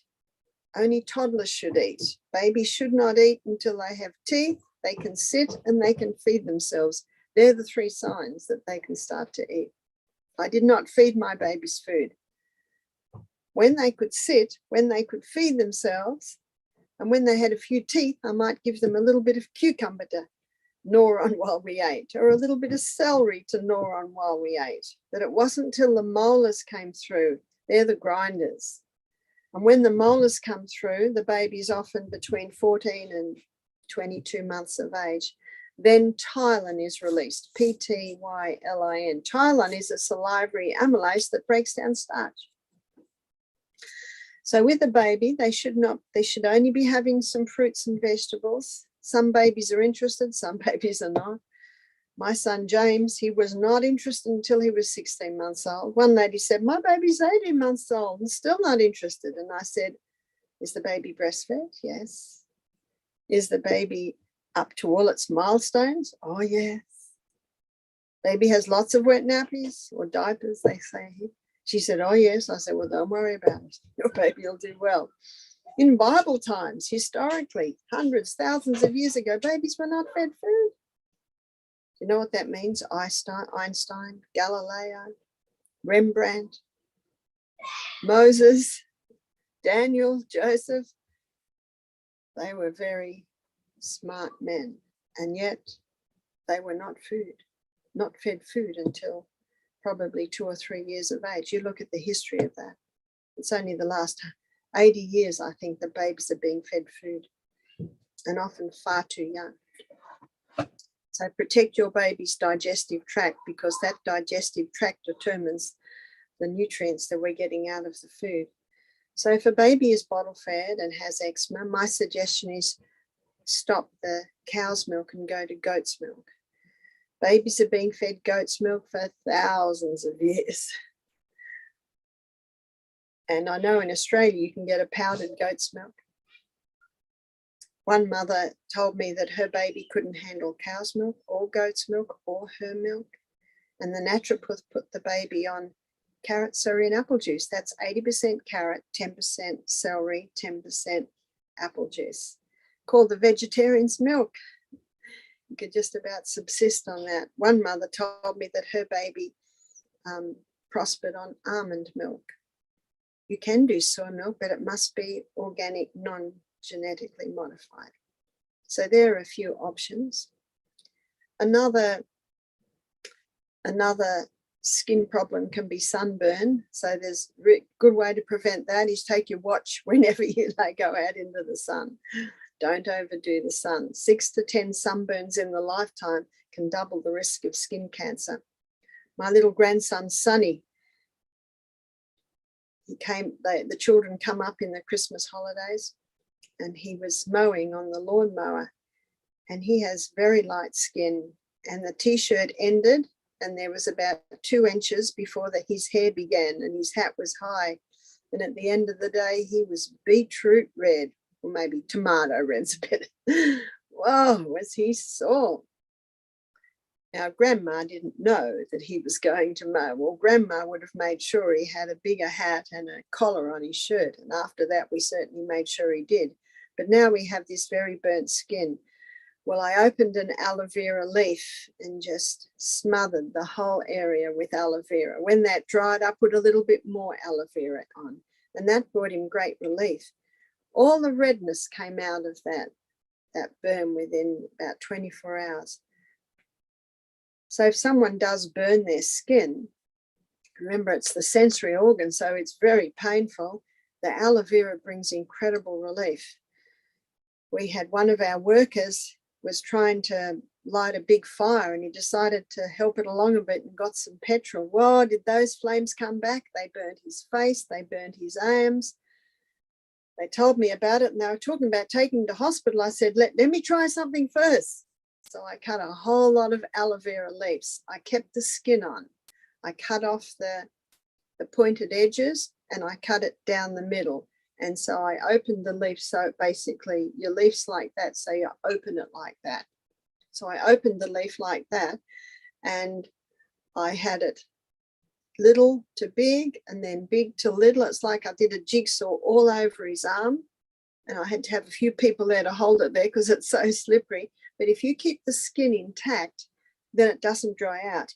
If you slice off the gel and put the gel on the burn and bind it up, that will help. But when you go to change it, the edges will have dried out. And if they've dried out and you try to take them off, then you rip off the new skin. But if you leave the skin intact, it will never dry out. And I've helped many serious burns to heal with that. In some areas, he was down to the flesh, and yet we use the aloe vera. His 9 out of 10 pains went down to 5 out of 10. And by the time he went to sleep that night, he was down to 2 out of 10. He was very thankful for that. We had his legs, we had his arms, because his legs also were burnt, and his face. With the face, we just kept putting the gel on his face. On his legs, when the blister ended up breaking, there was new skin underneath. That's incredible. You see, the aloe vera contains a growth stimulant, and it'll stimulate rapid healing. What about acne? Acne usually begins when the young person goes through puberty. So it is an indication of a hormonal imbalance. If you Google my name, Barbara Oneil, and hormones, you can get a whole presentation on how to balance the hormones. So I'll leave you to investigate that. But if the young person with acne is eating a lot of sugar and a lot of carbohydrates and caffeine and not drinking enough water, their acne will be far worse. What about impetigo? Impetigo is similar to a fungal problem on the body. And I know that at one stage I had one of my children had several impetigo sores on her legs. Now it can be easily spread. And what you'll find is there are little bubbles, and they release like a fluid. And that fluid, you have to be careful. If it gets on someone else's skin, they can also have the impetigo. And I have 6 children, so I made sure that she had a shower by herself. We put eucalyptus oil, wiped it all out after her shower. She had her own towel, she had her own soap, so there was no cross. And I also always covered them. Now, there might be a time in the day where I uncovered them and let the sun get on them. The sun is a wonderful healer. So any skin problems, put it in the sun. One lady told me this story. Her little girl had a skin problem. So she took it to the beach for a week, and she swam in the sea, and she had the sun on her skin. She said it was incredible how quickly that skin problem healed, especially if it's got a fungal aspect. It will respond to the seawater and the sun. What I did was I made up little packages for the impetigo. Sometimes they're called school sores. And I made it in a little cloth that had little holes in it. So muslin's good because it has those tiny holes. And I made it up with 40% charcoal powder, 40% slippery elm powder, and the last little percentage, whether it be 10 or 20%, was Goldenseal powder. You see, Goldenseal is anti-staphylococcic, anti-streptococcic, so it's a huge range antimicrobial herb. And I put that powder, and I kept it as a powder into this lid in the muslin, and then I did go like this: north, south, east, west. So now you've got like a little package, and I put it on. And the reason I kept it dry and I had those holes is because with impetigo you got a lot of weep, you got a lot of ooze, and that's little packages. They soaked up the ooze. The charcoal absorbed and neutralized any of the poisons in there, and the Goldenseal settled into the wound. And then as it scabbed, the Goldenseal was in the scab, and I found that she was able to heal quite quickly with that. So that's what you can do for your school sores. What about herpes? So your cold sore, that is type of herpes. Sometimes genital herpes, it reveals itself, and that is a slightly different arm of things like fungal or school sores, impetigo. Again, it's got those little blisters. So I've had few people testify to this. If they have it on the lip, put ice on it. And with ice, you go ice on, and when it starts to hurt, take it off. Eases, put it back on. So off, on, until you can bear it, maybe full on for about 10 minutes. And that often will stop it even developing. I've had a few ladies testify to having herpes down in the genital area, and they said they said at any stage, one lady said as soon as it started, she'd ice it. Remember again, on, off, until you can bear it. And then just freeze it. It seemed to just stop it in its tracks. Another lady told me she found out about the ice halfway through, because usually what happens, it's very similar to what happens with a cold sore with any genital herpes. There's little blisters, then the blisters burst and they have that clear fluid coming out. And then you've got a raw area, which can be very uncomfortable for the people, till it eventually scabs over. But she said that the blisters were there and she iced it. She said some of those blisters just went right down. So ice is a wonderful remedy. Every household should have a freezer with ice in it. And I think most people know if they have a sprained ankle, or just ice it. Any itch. And we did talk about conquering eczema and psoriasis. And then some people say, well, what are we going to do for the 2 months that we have to put up with it until it finally goes? Ice the itch. Just keep icing it. Often if you ice it, remember, on, off, on, off, on, off, on, off, and then freeze it. Often the itch can be gone for up to 3 or 4 hours. So this is just something you'll do. If you scratch that eczema or if you scratch the psoriasis, it will get far worse. Now, the doctor will advise cortisone cream on it and it'll all go away, but then it'll come back a couple of weeks later, usually worse. So the cortisone is not a cure. In fact, I've had 2 men attend our program at different times who had eczema as children, did the cortisone. Now they're in their 40s and they had developed cortisone-induced psoriasis. See, drugs never cure disease. They just change the form and location. It got to the point they'd used it so much that it was actually contributing to it. So the only way out was to stop the cortisone. They went through a very difficult time for a couple of months, and then little by little, the body started to heal. It was a blessing they came to Misty Mountain because they heard about the 5 allergens. They went through the detox and the steams every day. And also they were able to try ice. Ice will kill itch. So when I was in Alabama, this is a couple of years ago, I was walking through the forest to get to the health center every day. And I had about 5 little itches on my legs and 2 on my torso. And I said, I don't know what these itches are. And they laughed. They said, you got chiggers. I said, what's chiggers? They said, it's a little mite that gets under your skin. They said, you'll be scratching for a couple of months. Well, I decided not to scratch. Whenever they get itchy, and they'd always get itchy on my morning walk, or my high intensity, because the blood increases to the skin, I'd run back home. I'd have my hot and cold shower, was nice. And then I'd sit down with a block of ice and I'd ice one for maybe 10 seconds. Then I'd ice another one and I'd do the whole lot, and I'd go round and round. It would take me about 15 minutes till I'd really frozen them all. And then often they wouldn't itch again. Let's say in a 24-hour period, I averaged, sometimes I only had to do it after my morning walk and then just before I went to bed at night after I'd had my hot shower, because the hot shower would get them itchy and the high intensity interval training get them itchy. So it'd take me sometimes a good 15 minutes at night to freeze them all.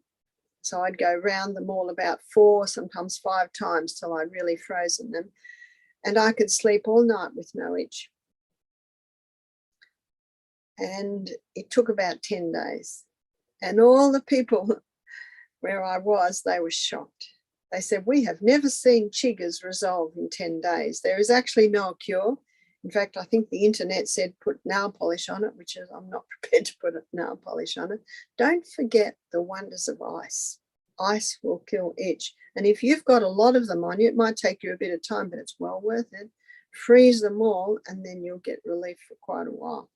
But anything that causes blood to rush to the skin, like your exercise, your hot showers, it of course will increase it. The worst thing you can do is scratch, because if you scratch, then you can break the skin, then it can get infected, and then you're in all sorts of problems, all sorts of troubles. I'd like to finish with a quote from, and then we'll open it up to questions. And this is from a little book called Counsel on Diet and Food. Now, I love the quote. It's one sentence, but it's a long sentence. The erect form, the firm elastic step, the fair countenance, the undimmed senses, the untainted breath, also many certificates of good habits, insignia of the nobility with which nature honours those who are obedient to her laws. So when we keep those laws, when we keep those true remedies, what will be the result? The erect form. Because your core muscles are so strong, you stand straight. The firm elastic step, you've got spring in your step because you're going to bed early, you're drinking all your water, you're eating nourishing food, you're exercising. The fair countenance, the skin will have a healthy glow on it. The undimmed senses, not dimmed by all those stimulants, the untainted breath. Also many certificates of good habits, insignia of the nobility with which nature honours those who are obedient to her laws. I'd like to open the floor now for questions. Are there any questions that people may have concerning what we've talked about today? Or there might be questions on some slightly related subjects. Good afternoon, morning, everybody. Again, there's many that have joined us since I last came on. So, thank you so much, Sister Barbara, for that presentation. We have really covered quite a lot of ground on the integumentary system, and I'm sure a lot of people have learnt so much. I see a hand in the queue, but we have lots of questions that have been put on the chat. And can I encourage you, Chris and Neka, to type your question in the chat, and we will do our best to take them in order that they've come. So there's questions on YouTube. Those of you who are watching on YouTube, please feel free to type your questions. I do have some helpers, Charlene and Janine will assist with these questions. So I'll take it from the top. The first one was, you started off telling us about sourdough bread, and this individual was asking, could I have the recipe, please? You can Google for a recipe. Isn't that what we do today? We Google. Sure. And most health food shops, you can buy some dry sourdough. You need to get the culture. I read a book called Sourdoughs from Antiquity. It's by Dr. Ed Wood. Dr. Ed Wood has made sourdough cultures his life study. And you can even email or go to his website. I can't tell you the website. You'd need to go into the information I've given you. And you can get a sourdough culture from Russia or Germany or Africa. So he will send you a sourdough from anywhere. But I have known people that have been able to get the sourdough culture from some health food shops. Okay, thank you. So it's a search on your search engine and a trip to the health food shop to get the sourdough culture. Right, now I should have put my glasses on, but never mind. I'll see how we go. This second one says, if you're allergic to most things that can nourish your skin, are there always alternatives? Yes, I find that there are alternatives, but remember, the best skin nourisher is being well hydrated, well exercised, well slept, and eating nourishing food but I do acknowledge some people have dry skin. And, you know, there are many companies today that do biodegradable skin care products. So I guess it's finding that, or if you haven't got that, you can do your coconut oil. When I'm being filmed, I don't wear makeup, but I usually put a little bit of lipstick on. And so one of the staff found me a lipstick that is shea butter, castor oil, and red clay. So, you know, there's lots that you can get today for skincare. I suppose you'd have to play with that to get the proportions correct, because yeah. Okay. This third question: I have a lymphatic condition that requires I use compression stockings daily. I use African shea butter to nourish my skin. Am I on the right track? Sounds like you are. Remember, you're the body. I mean, you're the doctor of your body. But for a lymphatic situation, the best lymphatic stimulator is the rebounder. I think we've mentioned the rebounder before, haven't we? We mentioned it quite a few times yesterday. I don't know if you noticed, I just moved mine. It was in just behind me, and I just placed it down. I've placed it on the floor. I worked with a lady 6 months ago in Alabama, and she had the swollen legs, and she managed it so well. She put on the compression stockings. She found that she had to exercise every day, and the exercise she did was walking and rebounding and changing her diet, which she got her weight down, and she's managing her condition very well. Okay, thank you. Now, somebody did mention yesterday what is a rebounder, so I'll just let them know. It's like a mini trampoline. That's right. Very, very small trampoline. Some of them have handles, so if your balance isn't so great, you can get one with handles. If you're fine, you don't need the handles, then don't have one with handles, or you can remove them. Some of them are removable. And it's good. The whole family can join in if they're able. And even if you can't jump on them, just sitting on it and allowing someone else to do the jumping behind you can help you to get the bounce in action. But for many of the conditions we're talking about, we want you to try and bounce on your rebounder. If you're not sure about it, just go back and look at yesterday's presentation. We spoke quite a bit about the rebounder. And in fact, that seemed to be a lot of the remedies that people could have towards their feet conditions. Right. Someone also mentioned thick water is used sometimes if you have swallowing problems. Is this healthy? Have you heard of thick water? And how you can make your water thick is chia seeds. And I do acknowledge that some people have had problems in their throat with the swallowing. We had a man who had that. So we put chia seed, because chia can make the water go a nice thickness. Yeah, a bit gelatinous. Mm. Yeah. Okay. Next one here is perspiration too salty when it starts to burn the eyes? Yeah. Well, then you would ask why. And sometimes it can be because the person is a little dehydrated. It can be because the person maybe has chemicals in their body and the perspiration is throwing it off. So one would have to investigate that to find out perspiration going in the eyes. Usually our eyebrows stop perspiration going in the eyes. The perspiration goes down the side. Would they be referring to that their tears are salty? I'm not sure. It could well be after a bit of high intensity interval training, or I know for myself, if I've been for a run and it's been a warm day, it can you have to get either the sweatband or a towel or something to lessen the effect of it possibly going in the eyes. So, but are you saying then that if it does burn the eyes, then there is an issue and your perspiration shouldn't be burning the eyes? I'm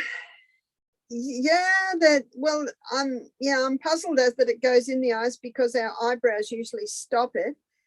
But I did exercise with a girl in the Bronx, and whenever she exercised, the perspiration stung her legs.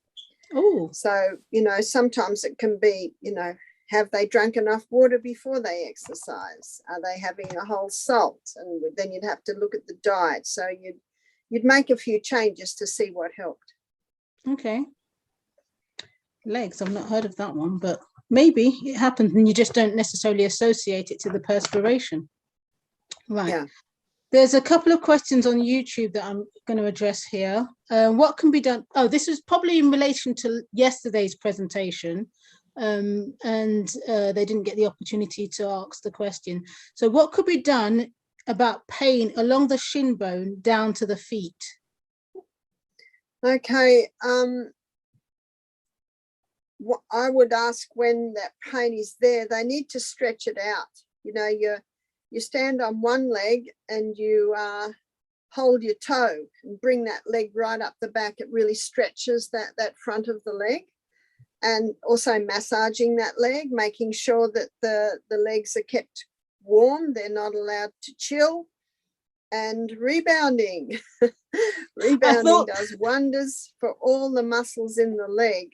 Sometimes they're called shin splints, you know, Yeah. that pain. I know my son had it at one stage, but he was running up and down hills for several hours every evening. He was just overdoing it. So sometimes if you overdo it, you can get that painful muscle.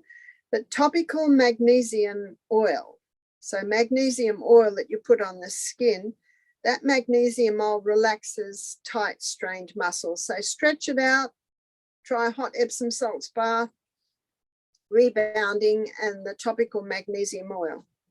Okay, so I kind of felt that the rebounding was going to make another appearance with that question. Here it comes again.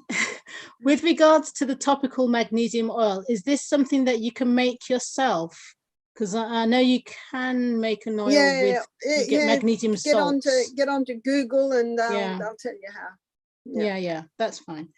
Next question. Oh, is another YouTube one. Isn't pink Himalayan salt as good as Celtic salt? Almost as good. That's true. Almost as good. The Celtic salt has 82 minerals, whereas the Himalayan salt has 75. So it's almost there. So if you can't get Celtic salt, the Himalayan salt is very good. Marvelous. Okay, another YouTube one. Do you have any tips on, now this one's, I'm not sure what it's related to in terms of what you've presented. However, I'm going to ask, do you have tips on a bleeding fleshy growth in the uterus? Oh, so I guess the bleeding's coming away through the vagina. If there's a growth in the uterus, it usually indicates a hormonal imbalance. So it'd be good for that person to watch my hormone lecture. Meanwhile, they can apply castor oil compresses to the abdominal area. And my poultice demonstration on YouTube explains how to do that. So you need several layers of cloth or a couple of layers of towel, and you moisten it. Not saturate it, moisten it with the castor oil and lay it over the abdominal area, and ideally pubic bone to belly button, hip to hip. And then you cover that with plastic. And then often your clothes can hold it there, because us ladies have the problem that we have bigger hips to waist. And if you bandage it, you know, it doesn't, you know, it slips up into the waist. So often your clothes can hold it there. So that might be a time to, I know recently I bought some bamboo underwear that came up to the waist. It's really stretchy. So something like that would be good to hold that poultice in place, or the compress. Now they should be wearing it for at least 5 hours a day. Some people choose to sleep with it. Some people choose to just wear it in their clothes through the day. But castor oil penetrates deeper than any other oil and has the ability to break up lumps, growths like that. Not overnight, of course. Might take a few months, but just don't stop. Just keep wearing it. But meanwhile, in the hormone lecture, you'll learn how to balance the hormones, because it's high estrogen that's feeding that growth. So you need to get those estrogen levels down, which will stop feeding the growth, and then the castor oil compress to help break it down. Okay, thank you for that. That was a little bit off topic, but really useful information. So I hope that's helped the individual that asked the question. Right. If you're hearing some noise in the background, my teenager's upstairs making a bit of noise. Sorry about that. Now, you did tell us about, this person was asking about eczema, and you mentioned the 5 allergens to eliminate. You said something about stings, but I wasn't, and ice. I might have missed that bit when you spoke about stings. Was that something like using? You can use ice for any type of bite. So I had the chigger's bites. You can use it for mosquito bites, wasp bites. Any bite, you can ice it. And the reason I talked about ice with eczema and psoriasis is because with eczema and psoriasis, it's usually very itchy. And you must never scratch. Mm. So instead of scratching the itch with psoriasis or eczema, you ice it. And the ice will stop the itch. But did you mention using stings to help with eczema? Stings? That's what I thought I heard you say, but maybe I misheard you. I'm not sure what you mean by stings. No, neither did I. So I've got, if you can see my notes, I've put stings, exclamation mark, question mark, question mark. Well, so I'll have to go back and listen. Yeah, you would treat stings the same way you treat eczema. Yeah, maybe that's what you were saying. Yeah. Okay. Yeah. Right. Now, Janine, I don't know if you're able to unmute and ask some of the questions either on YouTube or on this chat, or if Charlene can. Yeah, because I've run out of what I've written down, I think. No, that's fine. There is one. There is a couple more on YouTube, and then I'm going to go to the Zoom. It says, is there any type of oats that's better? For example, gluten-free, organic. And also, are there any remedies for dry eyes or cataracts? All oats will have the effect. Okay. And for dry eyes, you can put a drop of castor oil over the eye. So what you do is you put a drop on your skin and just wipe it over the eyelid and eye, and it'll go in through the lashes. Or you can put a drop in your eye, but that's a bit difficult because it's so thick. And there is a tea that you can wash your eyes with for dry eyes, and that is Goldenseal and Eyebrite. So Goldenseal is called King of Tonics to all mucous membranes, and Eyebrite is the herb that you use for all eye problems. So how you would make it would be usually 1/4 teaspoon of Eyebrite, 1/4 teaspoon of Goldenseal powder, and you pour on those 2 herbs 1/2 cup of boiling water. Cover it and let it sit until it's quite cool, and then strain it through a handkerchief, and then you refrigerate that tea, and you buy a little eye bath. So you can buy a little eye bath from the pharmacist. You put the tea in, and then you bathe your eye with it. I think most people know what to do there. And you could do that a couple of times a day. If it feels good, do it 3 times a day. Okay. Thank you, Barbara. I've got one here on the Zoom chat. This person says, I understand that the skin shows the health of the blood, but how comes it concentrates on the face, for example, with acne? And what can be done to calm the face while you're waiting for your hormones to balance? Whenever you've got a redness on the skin, you can ice it because ice drives the blood away. And basically just keep the skin clean, put it in the sun every day. They're the main things to look after the skin until the hormones get balanced. Okay. But in terms of the issue concentrating on the face, well, if the person feels that the blood is concentrating on the face, then cold water or ice on the face will drive it away. Okay. All right. Charlene or Janine? What are your thoughts, Barbara, regarding monk fruit sugar?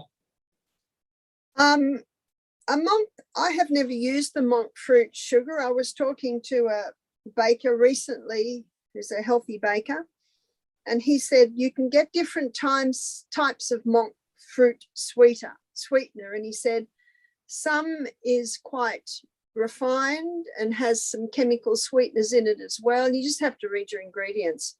But if you can get a 100% monk fruit sweetener, it's apparently quite a good sweetener. Thank you. Thank you. I've not heard of that one before, but it's one to look out for.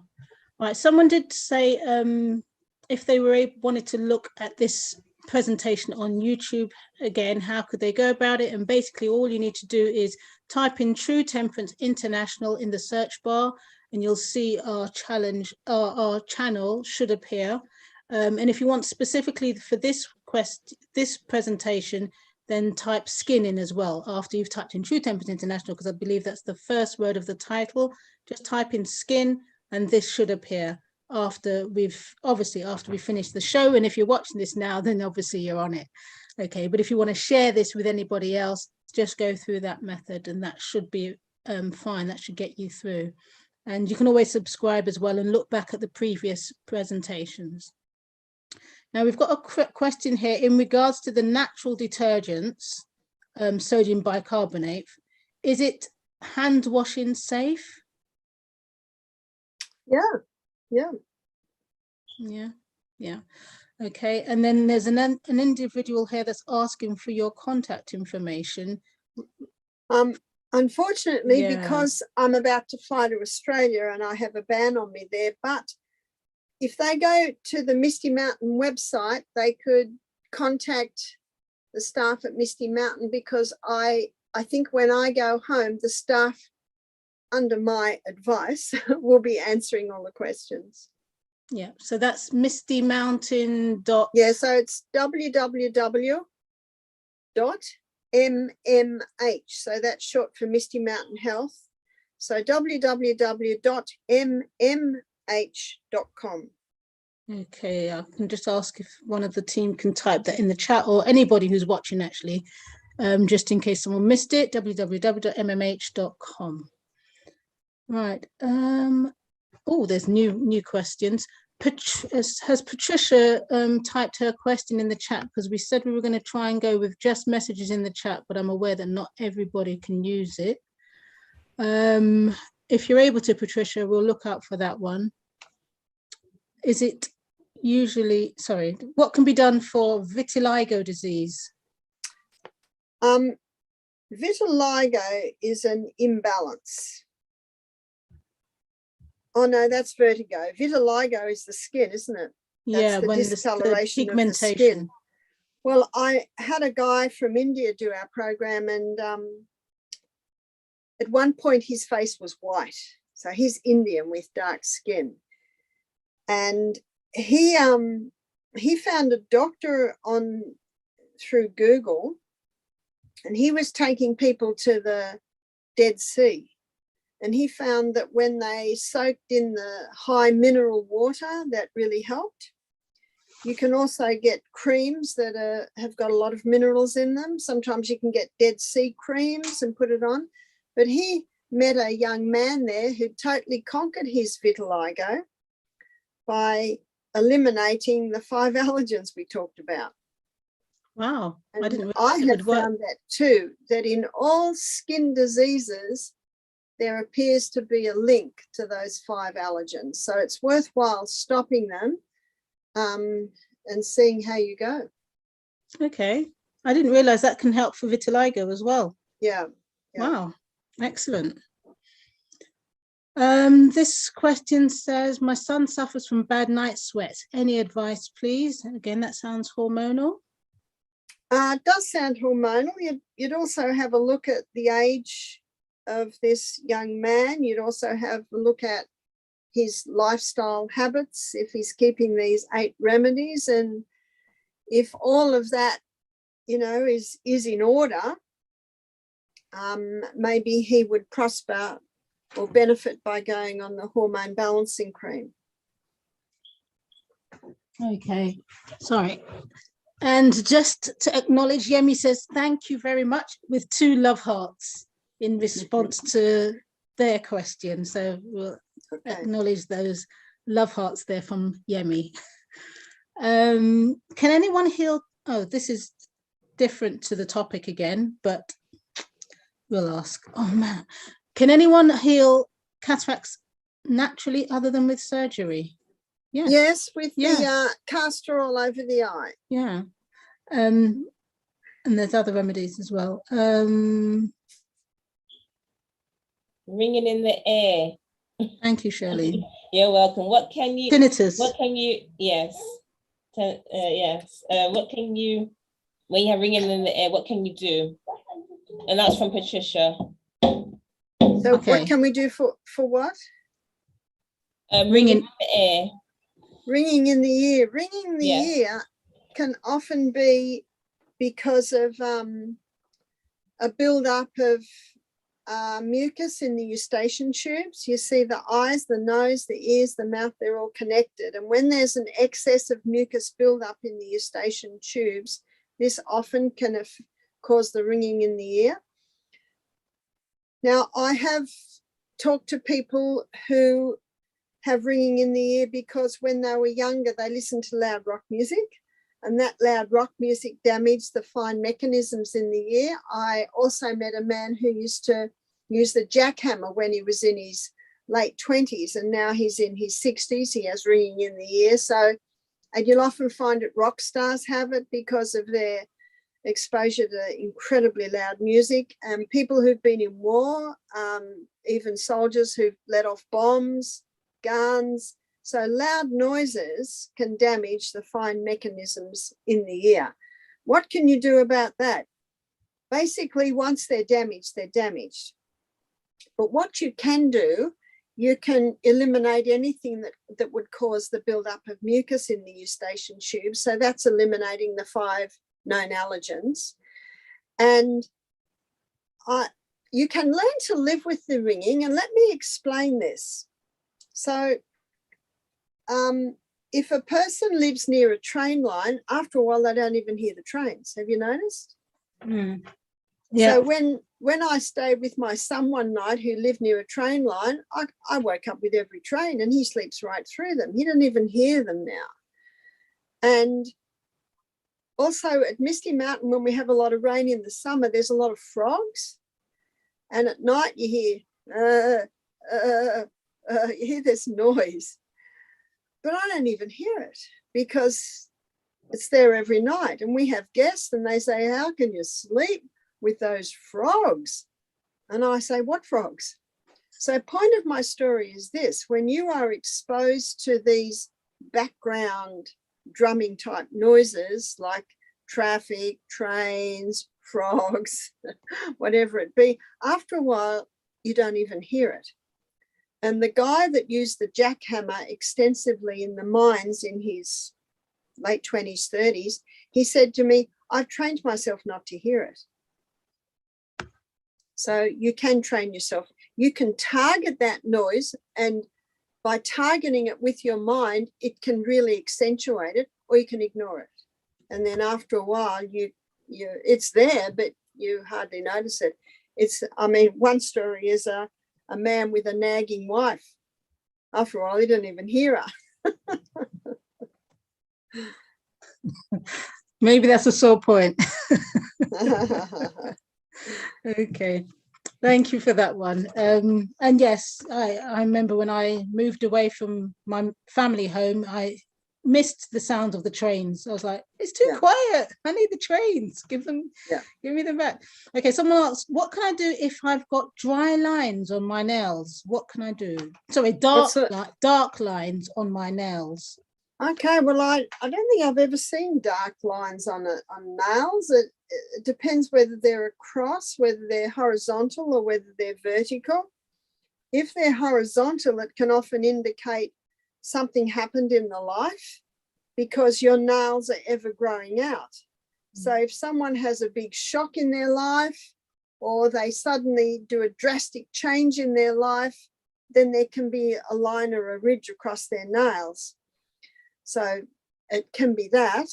But if they're vertical lines, a lot of ridging or vertical lines can indicate that the colon isn't totally happy. So, there could be a few things that can indicate. Now, I've just got 3 more minutes and then I must Okay. away. Okay, that's fair enough. That's fair enough. I know with regards to the dark lines, it could be vertical because it's something I've inherited from my mother, the dark lines on the nails. So I've just had to live with it. Okay, right. We're really struggling now because there's loads of questions coming. Well, we do have the www.mmh.com.au. I've retyped that in the chat. So where should we go? Sharon, there's one about shingles. Someone asking what can be done for shingles. Thank you, Janine. Very difficult to do anything about shingles. You almost have to just let it run its course. I have heard that doctors do have a drug, but you have to get that drug within the first 24 hours. That's what I'm told. I have no experience with that. And some doctors say it can knock it in its tracks. I don't know, but I do know drugs never heal. But I know shingles is an incredibly uncomfortable situation. I also have read that high doses of vitamin C can also stop it. So that'd be almost IV vitamin C if you can get it because of its high antioxidant. Ice to the area can numb the area. I know one lady that came to us in Australia, she said that she got a cream from the chemist, from the pharmacist, and it was a capsicum cream. And she applied the capsicum cream, which really tingled when she first put it on, but then it kicked in with its analgesic effect because cayenne has an analgesic effect. And she said that helped. But you almost have to let it run its course. Okay, thank you. I've got one here on YouTube. Natural anticoagulant. There's your cayenne pepper. 1/4 teaspoon in about rather than warfarin. Oh yes, warfarin's bad news. It's what they used to kill rats. So Okay. ideally, now Right. the best blood thinner is actually water. So Okay. must drink between 2.5 litres of water a day. That's 8 to 10 cups a day, little by little, all through the day. And before each meal, start with 1/4 teaspoon of cayenne pepper in a little water and build up to even 1/2 teaspoon of cayenne pepper. For people that can't handle that, they could take the capsules. Okay, thank you. Right, this is definitely going to have to be the last question, I think. Yeah. It's an easy one. I think the solution that you mentioned to help with the eyes, can that be used to help with hypermetropia, farsightedness? And they're asking for the method to be written down. Well, okay, we can replay it. If they go back and watch the video, they can It can help somewhat, but the eyes for farsightedness need exercise. So with exercise, eye exercises, and you can do this on the rebounder. So the first 10 jumps, you focus on something in the distance. And then the last 10 jumps, or the next 10 jumps, you focus on something close. So every 10 jumps, change the focus, and that strengthens long and short range muscle vision. Okay, brilliant. Now, I'm really sorry, everybody else. We're going to have to end the Q&A session because Barbara does have somewhere to go. And we're not just making that one up. You really do have somewhere to go. Yeah, I've got a plane to catch to Australia. Yeah, you can say that one now, and that's genuine.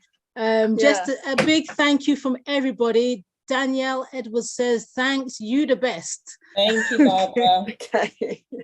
And thank you on behalf of Edgar as well. He's traveling at the moment, so he's okay. Well, to... I can tell you that I've never given such a long presentation on skin or feet before, so this was an all-time first for me. Oh, well, we're going to be happy to have you back again, but obviously you're limited, so you could Maybe Yeah. you can tune in and just watch us. if you have the Okay, thank you time. very, very If you have the much. time. Thank Oh, you very we've much. loved having you on the Yeah. show, and we That's will great. stay in touch with you. So Good, we'll good. pray for you as you journey on, and keep us in your hearts, and we'll definitely keep you in yours, keep you in ours. Good, good. Thank you. May God bless your series. Thank you, It's Barbara. great. Safe travels. Thank God you. bless. Bye. So those of you who are still on YouTube, I'm really sorry we've been unable to answer your questions. And those of you who are on Zoom, again, the same thing. Some people are still just joining now, but we did say the presentation was going to be 2 till 4, and we've actually gone over that time. So thank you everybody for coming on. This is a good time perhaps to run the promo slides again, just so people are aware of what we're doing with True Temperance International. So I will just, here we go. Oops. Right, so obviously we've just had today's session. This is part of our series 2, Fearfully and Wonderfully Made, Know Your Body. And we've just had this one on the skin, the armor of God, as well as the hair and the nails.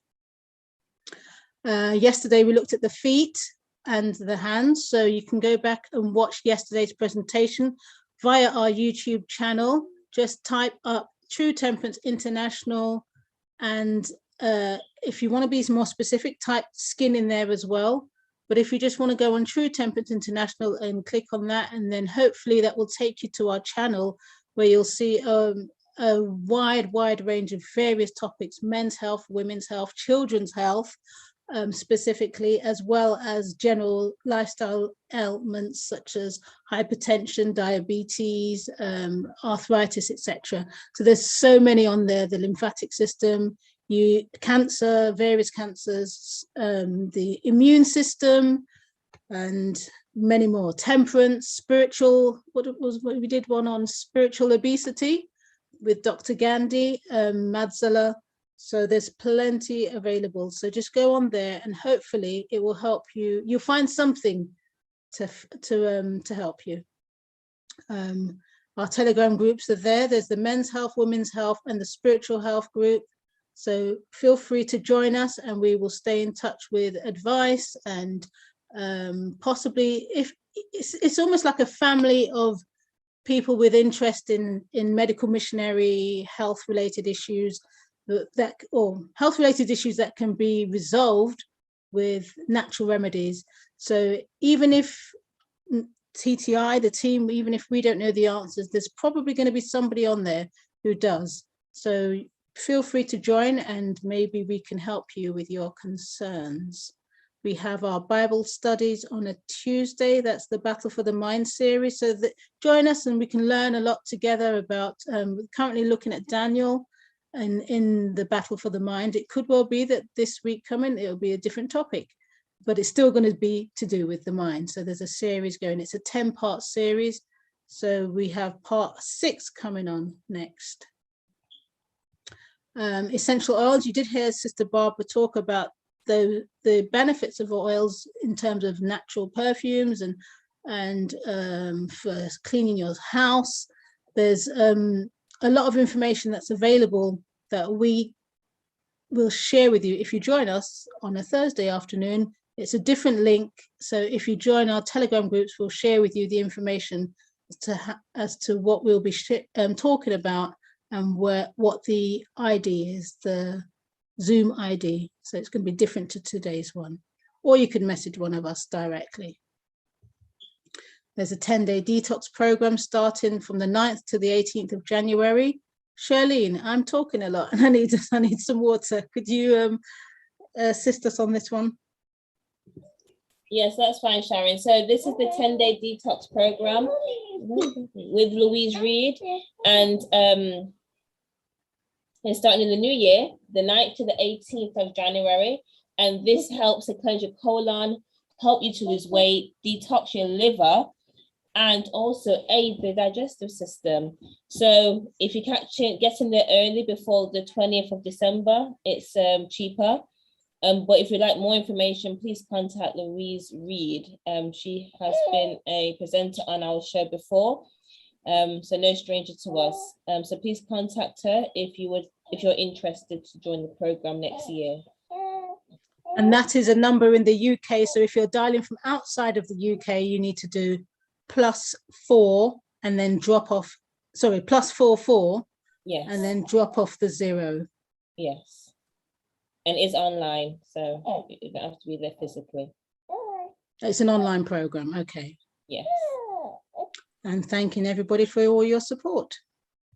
So next week, I meant to do a slide for this, but I didn't, sorry. Next week on, so that's, well, I suppose that's this week, really. This Sabbath coming on at 3 p.m. We will be having a let's stop the screen share. Our presentation will be to do with the musculoskeletal system. So another part of, we're going through the different systems, the body systems, as well as looking at minerals and vitamins that are useful for our bodies to function effectively. So next week, we'll be looking at the musculoskeletal system with David Bartholomew. He will be presenting 2-part series. So it'll be next week and the week after. And then that will be followed with our roadshow. So we'll hopefully be able to stream some of that live on this channel, our Zoom channel. Okay, I think I've covered all of those issues. There are some questions in the chat, but we can take the opportunity now to say goodbye to all of you on YouTube. Thank you for joining us. And we look forward to sharing these health nuggets with you again in the future. Please like, share. People do it like that, don't they? Like, share. I've got nothing that I'm pointing to those. That doesn't make sense. Like, share, and subscribe. And yeah, hopefully you've been blessed. And bye-bye.